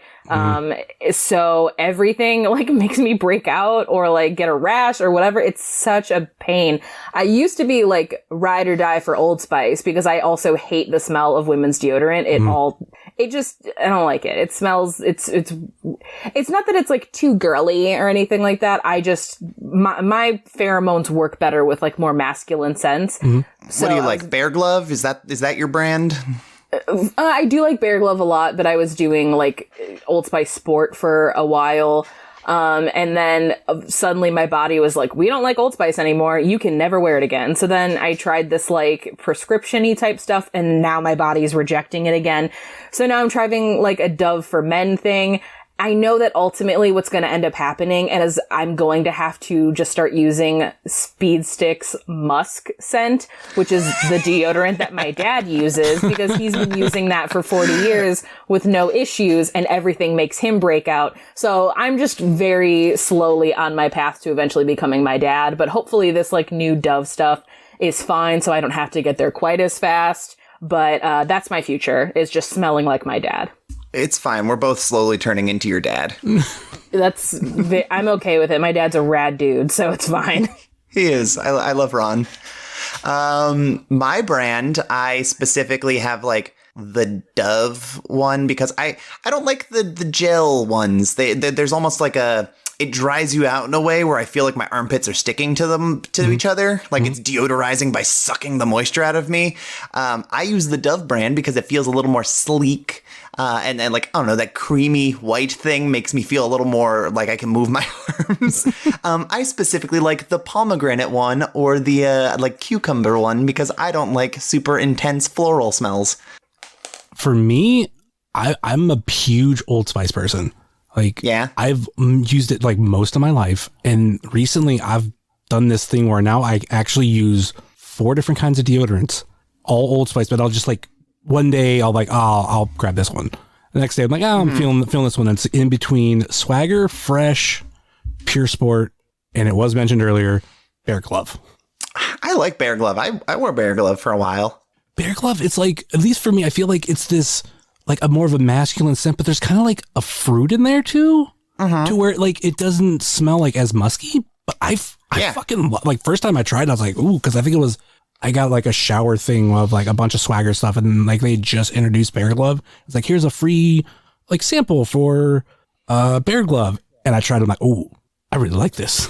So I switched to that for a while, but now I'm like, I feel like all these scents I've used at one point in my life, and some, especially like Fresh, that was the deodorant I got in 5th grade when we had like the puberty class, and like every kid got a certain packet, like when they separated boys to girls, and like I used that for a while, so like it brings me back and I really love it. But just to be like switch in between them, like I don't know, I can always smell it more now too, instead of like after you've had a deodorant for a while, it's like you don't smell it at all, and like it kind of sucks. Yeah, I don't know. I like to smell like, I like to know that I smell nice. You know, I don't like to be unaware of my smell. So no, absolutely. All right, Harmony, your third question, and this one's a tough one. I had to make BJ pick between children here. Favorite flavor of Pop-Tarts? See, I am not a huge Pop-Tart connoisseur. Oh. I can say comfortably it is not the like the brown sugar cinnamon one. That is not my boo. Maybe it's because I'm a radical child of the 90s, but that specific berry one that they put a lot of hype into marketing, I'm kind of down with wild berry a little bit. Okay. I think it's just because I think it's like a bodacious choice where like they really hyped it up as like an 8-year-old, and then that hype has never really died down. Yeah, I remember that hype. I remember when that came out. That was a crazy time. And it's like, it's one that like people forget about. Like a lot of people go for like the classics, but yeah, there's still a lot of good ones out there. Like some of the ones recently that I love, I haven't had it in a little while, but like Eggo waffle Pop-Tarts are fucking good. Is that a thing? I didn't even realize that was a thing. Oh yeah, it's a thing. And okay. Somehow it works. Sure. We just got a new little toaster thing maybe we'll give those a spin. Yeah, I like upgraded and we got like a fancy like toaster oven that's also an air fryer, and I haven't tried it yet, but I'm very excited. It was one of those like watching a TikTok thing of somebody who's like, we try out weird products so you don't have to. And I was like, oh, I need that. I need it. And I'm very excited because I have a frozen bag of chicken fries from Aldi that desperately need air fried. I wish we could get an air fryer. Our apartment, like as a whole, is small, and our kitchen is like horribly small. Of like, we want one. We could afford one. We don't have a counter space for one because it's like, okay, where are we going to put it? Even if it was like, okay, we can just pull it out when we need it. Okay, we don't have the cupboard space for it, so we have like nowhere for it. So we've talked about when we eventually move and like probably get a house. Like, yeah, that's like top of the list. Like, we want a fucking air fryer. Priorities, you know. Question number 4 for both of you. Best Starburst flavor. Strawberry is the easy answer, like that pink one. But if you get the like pink and red like only pack that they sell, they have a pink one that's watermelon, and that is my jam. Oh, I didn't even know a watermelon one existed, or at least, well, maybe is that like a tropical, a regular tropical flavor? It might be in their tropical pack, but they've started selling like bags where it's just like the pinks and the reds, and there's a watermelon one in there, and it is just, whew, it is so good. I feel like there is one Starburst flavor that everyone's like, if this is your favorite, you're a monster. And I don't remember which one it is. So, I mean, I know my favorite is not the pink one. Dare I say, might be the yellow, the lemon. That is the one that if you like it, then you're a monster. Okay, cool. Glad to know that that's my choice. It's fine. See, the thing is, I don't like lemon heads, which are like the premier lemon candy, but I'm about the lemon Starburst. I'm okay with that. Like second place would be the red one, whatever that is, like cherry. Mm-hmm. Yeah, I don't usually like fake cherry things because they taste a little too much like medicine, but like I'm down to clown with that. Yeah, cherry's one of my favorites. I think the only one I don't really care for it, just because it's pretty bland, and that's orange. Like, yeah, man, orange is just kind of there. Yeah, like it tastes like every other orange thing. I don't know. It's just not that even like they don't have the C4 energy drinks of Starburst flavors. Like orange is like, yeah, it's okay. Yeah, I mean, if you had swapped out that yellow and that yellow was banana instead, then I will throw down because I fucks with some fake banana. I mentioned this last time with BJ. My wife hates everything banana, like artificial flavor, regular flavor, actual bananas themselves, like even the sight of them, like especially if they've been bruised, like she'll want to throw up. Oh, no. So I always have to get like my banana things when I'm not around her, like just to be nice. She's even told me, we were just talking about this like today or yesterday. She's like, you can get it. Like it's okay. And I'm like, no, I'm being nice to you. Cause I know like it was like last year, me and some friends went down to Toy Vomit Toy Store in Lexington, Kentucky. And there was a cookout nearby.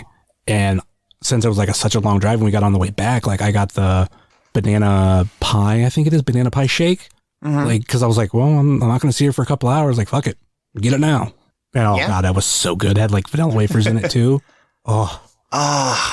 See, that's me when BJ had to like go out of town and I ordered like $60 worth of food from a place around the corner called Crab Avenue. And I just started eating nothing but seafood like that whole week because like it can't be in the house. It'll kill her. Yes, I'm very allergic to all fish, but especially shellfish. All right. Harmony, your fourth question. Rank the fast food chicken nuggets between McDonald's, Burger King, and Wendy's. Oh, no. I'm not a person who eats a lot of fast food. Wendy's has the spicy nugs, yeah? Yes, they do.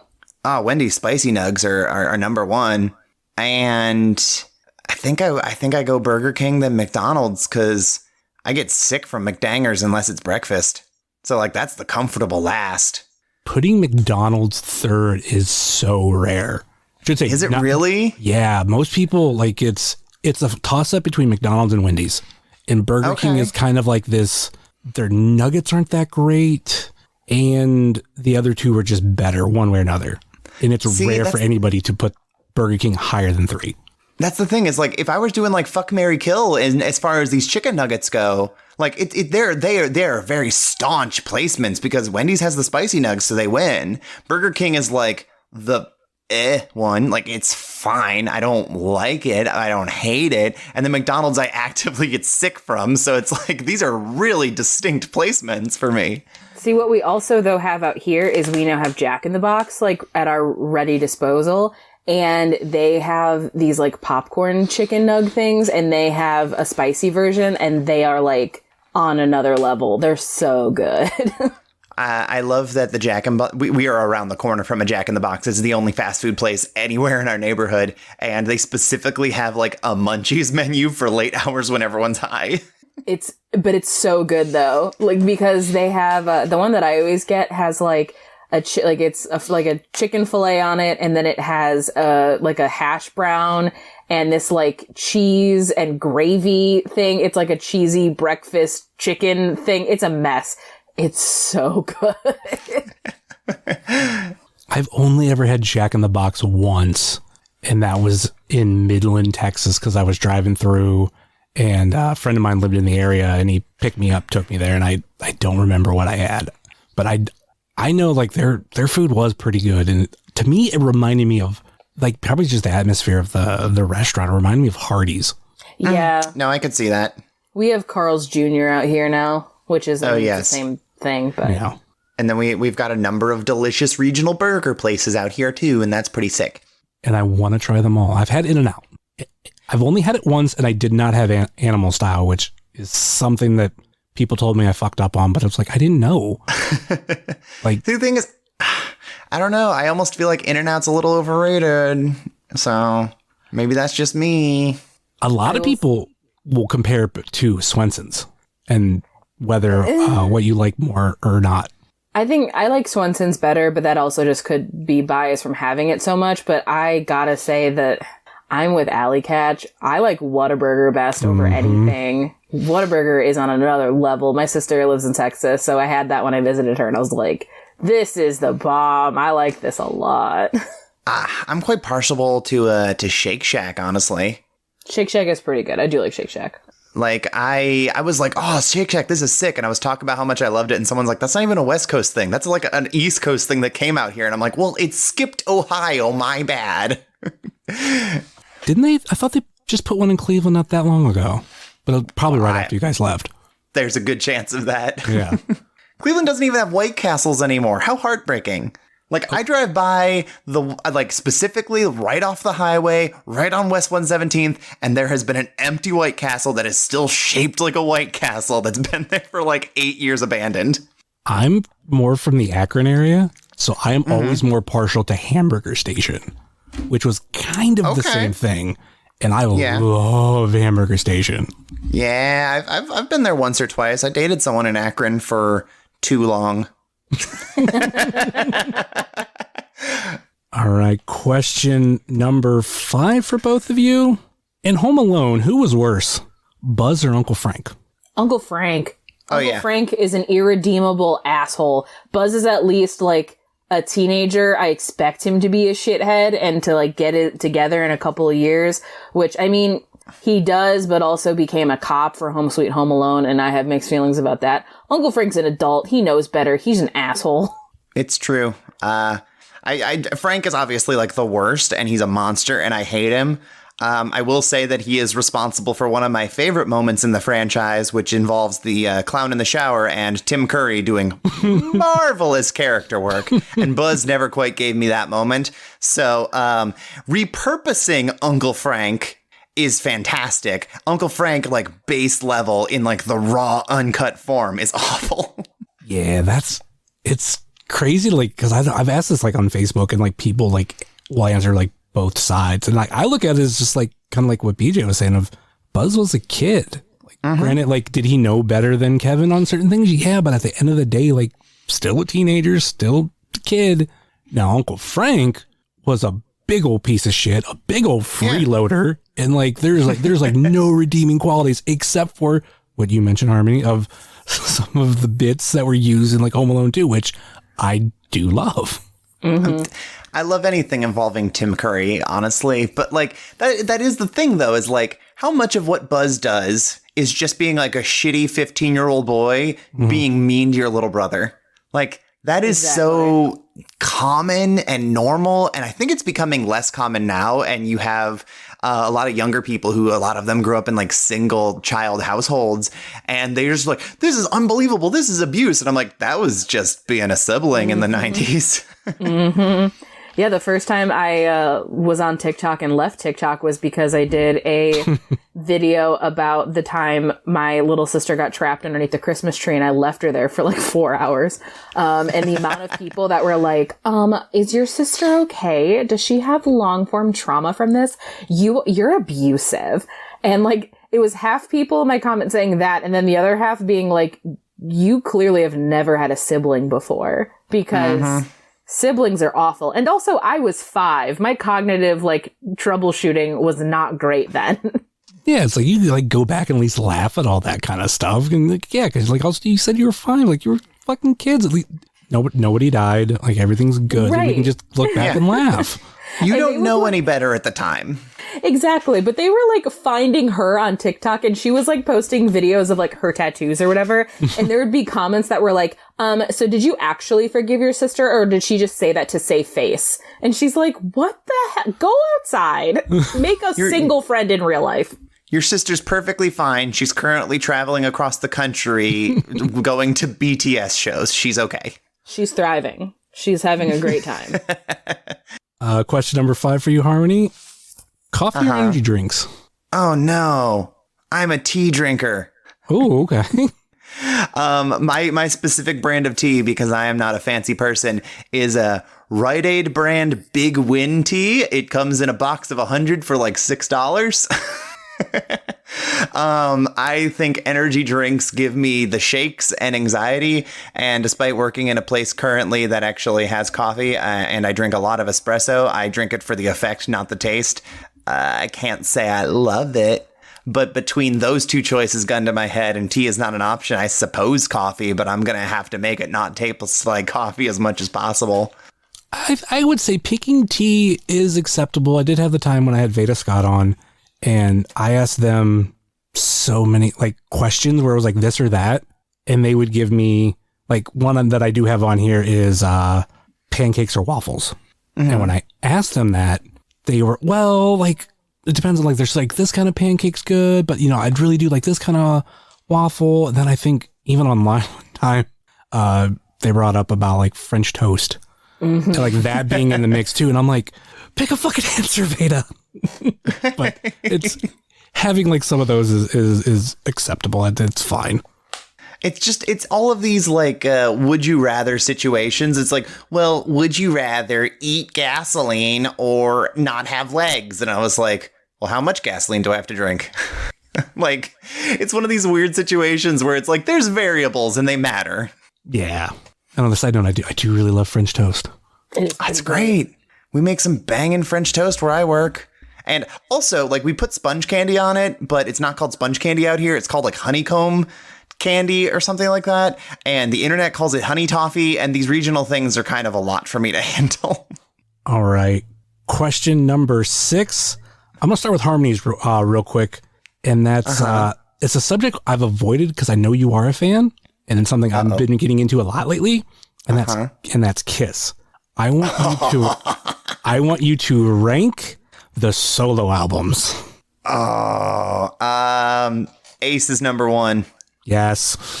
Followed by Paul Stanley, because it's basically just a Kiss album, which is fine. Yes. Followed by Gene, which closes with a weird version of him saying the Jiminy Cricket song from Pinocchio, and it's sincere, and I don't know why that's a choice he made, but he did. Mm-hmm. And then Peter Criss is at the very bottom, unfortunately. I'm the same minus the last 2 I'm flipped, because Ace is just... Whatever it is about that album, like it is a hit beginning to end. I will listen to it over and over. Like I just bought it on vinyl, the 180 gram version, and I fucking love it so much. Exactly like what you said about Paul Stanley. Like it's basically a Kiss album. So, which is always great. Yeah, no complaints there. So like for me, it's like Ace is definitely number 1. Paul's just a little under it, but still close. Going down to 4th, I think the Gene record sucks. Like, I don't know what, it just feels like this big miss.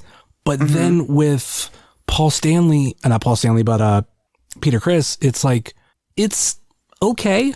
Like, I don't love it. I don't hate it. It's a good middle of the road. But yeah, I cannot get into Gene's.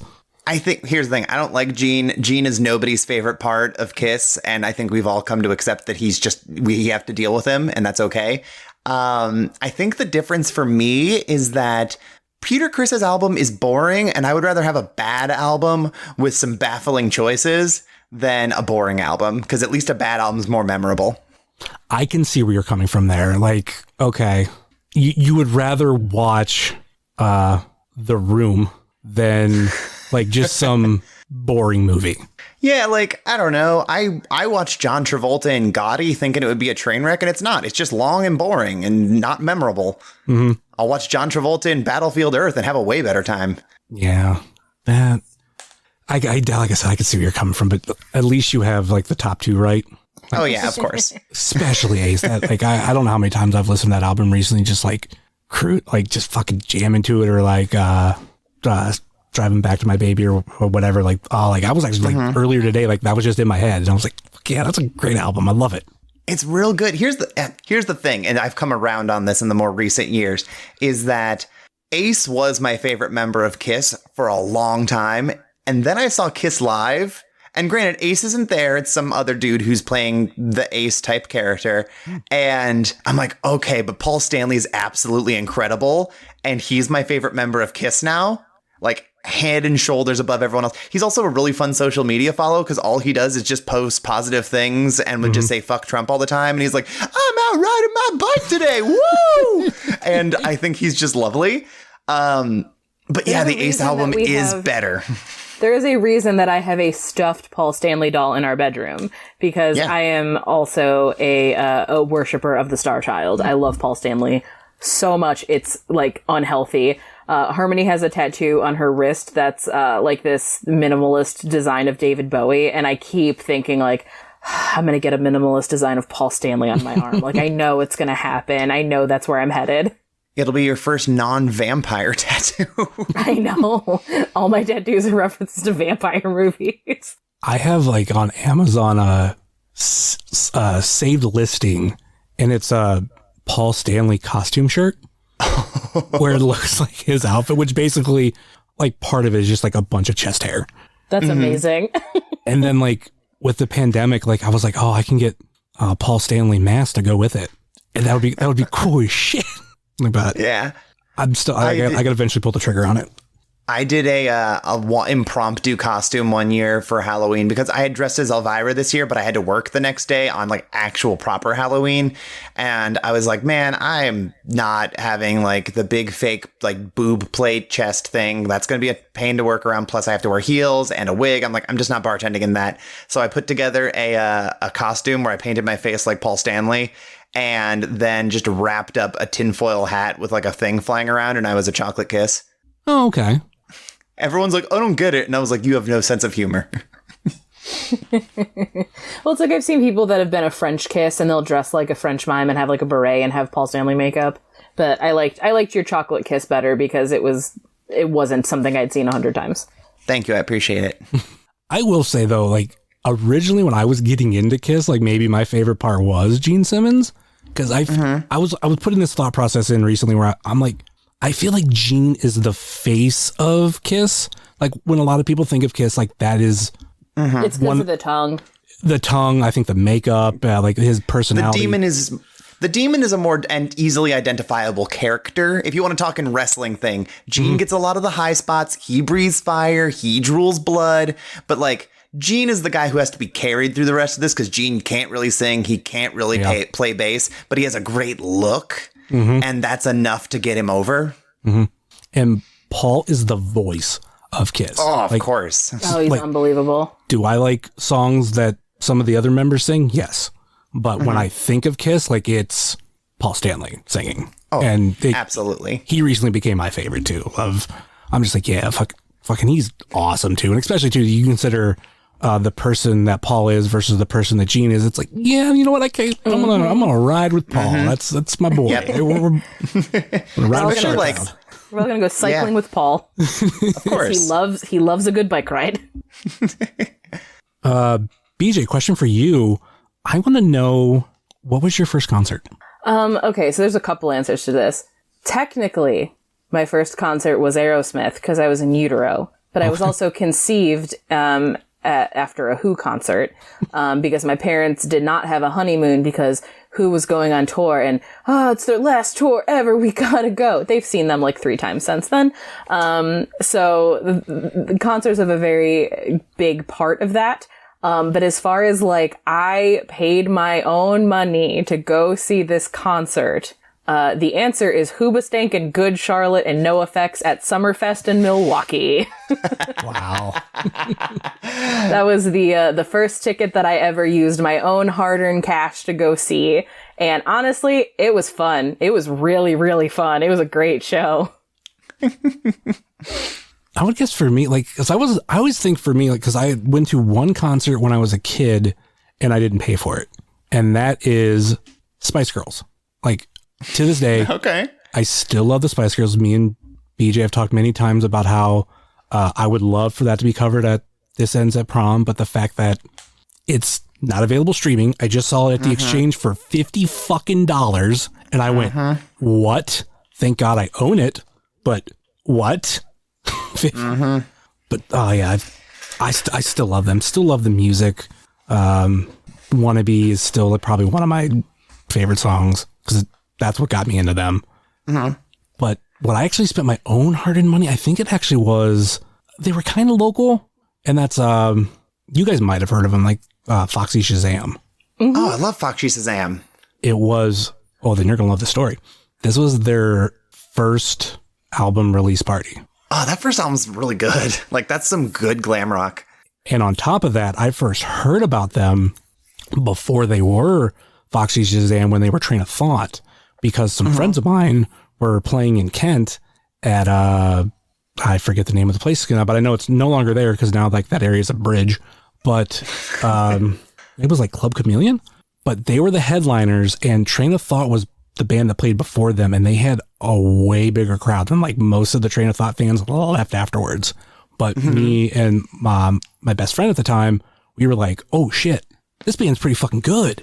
Like, we really like them. And we started keeping like tabs of them, and then they basically broke up, but then like formed Foxy Shazam. And when they had their album release party, we drove all the way down to Cincinnati for that. And I just seen them for the first time again at the Garage Shop.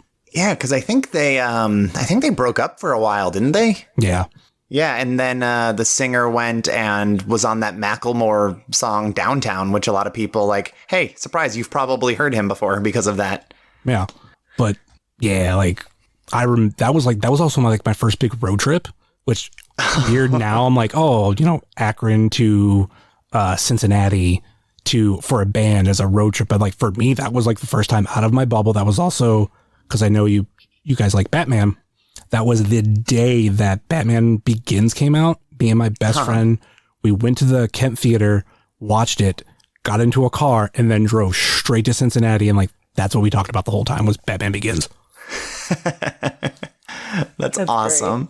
Great. All right. I think my first concert, if anyone's interested, because I have interested. Yeah. My first concert was Weird Al Yankovic. Fuck yeah. He was on Great first. Yeah, he was on the Straight Outta Linwood tour, like riding high off of White and Nerdy at the time. And my friend's uncle was like, hey, I'm a huge dork of an adult. I'll bring you and two of your friends with me to go see Weird Al at Nautica. So that's who my first concert was. And he was great. Yeah, I think Weird Al is one of my favorite concerts because he's so much fun. I'm someone, I don't like a bunch of opening bands that maybe I've never heard of and all that. Like I'm standing around and waiting, but like Weird Al is just like, it's him. At least when I seen him I saw him twice on the same tour back in like 2010, 2011. And it was like just him, fucking awesome show. And then like, that was it. And I was like, more concerts need to be like this. I've had so much fun and being able to like sit down and enjoy a show and all that. I'm like, I will go to a Weird Al show all the time if I had the opportunity.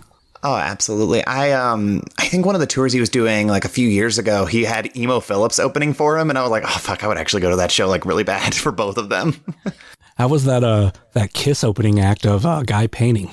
Oh, it was awesome. Yeah. It was so fun and so weird. Yeah, that's all like not liking, random openers and everything. When it was this, I'm like, oh, that's okay. This is different. How do you get ready for a Kiss show? Guy painting. He was pulling that shenanigans where you're like watching it and you're going, oh God, he clearly screwed it up. And what's he doing? I don't understand. And then he flips it upside down. It's like, oh, it slashes face. Wow. Yeah. Yeah. Such a good, was that your first Kiss concert? You went before that. That was my first one. BJ's I been had before. gone before. Yeah. At Summerfest because Milwaukee knows how to party. And it was a blast and a half then. It was a blast and a half now. Nothing like watching a 70-year-old man fly over a crowd singing a song about his own dick. It's great. Yeah, that was my first Kiss concert too. Oh God! On St. Patrick's Day, what a perfect time with just all the drunk dads planning. Now, did you go to the casino before the show? Because there was a cover band, Mini Kiss, a bunch of little people dressed as Kiss playing. I would have absolutely gone to that, but we did not. Yeah, I wanted to get there early that day because I was like, this is like Kiss is playing. It's St. Patrick's Day. We want to get like to that area like hours before we probably should. And that's what we did. I think my only regret was I found out about it later. I should have bought it's obviously you can only get it like online and like Amazon because it's like a bootleg shirt, but it's like Kiss Me, I'm Irish. I'm like that's perfect because it's on St. Patrick's Day. But I think by the time I realized it was going to take too long to get there. And I'm like, yeah, it's cutting it close to concert day. And I'm not risking it. But that was a fun shot. One of my favorite concerts I've ever been to. Oh, same. All right. That is pretty much it. Any final thoughts or last minute plugs before we go? I mean, I guess if you liked listening to us, you can find This Ends at Prom anywhere you get your podcasts. We're there being like this, but with teen girl movies and occasionally wrestling talk because we can't not. We have to teach our listeners what we mean by our terms half the time, and that's also fun. Definitely. It was a really fun day when I got to describe to the listeners what go home heat was. They love it as a term. You want to throw out your personal handles on Twitter? Oh, sure. I'm on Twitter, Instagram, and TikTok at BJ Colangelo. And I'm only on Twitter and Instagram and not TikTok because I don't have it in me to be on a third platform at Velocitraptor, Veloci_trap_tour. And of course, you can find me at jsummers330 on TikTok, Twitter, and Instagram, much like you can find this show on Facebook, Twitter, and Instagram. Facebook.com/WrestlingCheers, Twitter.com/WrestlingCheers, and Instagram.com/WrestlingCheers. Email, if you so choose to desire, WrestlingCheers@gmail.com. And we no longer have a merch store anywhere. Like I said earlier in the show, please rate, review, and subscribe your ever listen to this fine podcast, whether it be Apple Podcasts, Google Podcasts, Stitcher, TuneIn, YouTube, Spotify, iHeartRadio, Pandora, Amazon Music, or Podbean, WrestlingCheers.podbean.com. Check out our friends on the Trending Topics Network, such as All Beer Inside, Eurovision Showcase, The Spanish Announce Table. Check out our other podcast friends, such as Pod Van Dam, Super Fantastic Podcast, It's Evolution Baby, The IndieCast, Sobros Network, Biff Radio, GameWorks Podcast, Powerbomb Jitsu, The Spotlight Series, Fully Posable, Doing the Favor, Positively Pro Wrestling, IWTV Guide, If You Catch My Grift, At Odds with Wrestling, Marks with Mikes, X Over Podcast, This Ends at Prom, and Porch Talk. Check out our other non-podcasting friends such as Thrift Store Jobber, The Savage Dash, The Mystery Men, Redline Radio, Mouse's Wrestling Adventures, VHS Party Tonight on Instagram, Heart of Gold, Toy Toy Show, Time Capsule Toys, Stay Tough, Smokin' Jay's Barbecue, and remember you can use promo code CHEERS for a discount on your order. JCP Designs, Midwest Territory, Southern Underground Pro, and the official graphic designer of Wrestling Cheers, Moy Boy Designs. That will do it for us here on Wrestling Cheers, where everybody knows your name and girl power. Later.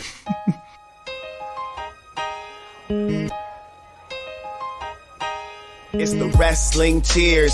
Get up on your feet, brightening your day in the middle of the week. And you gotta love the show, yeah, you know it holds a title for the best podcast talking wrestling in Ohio.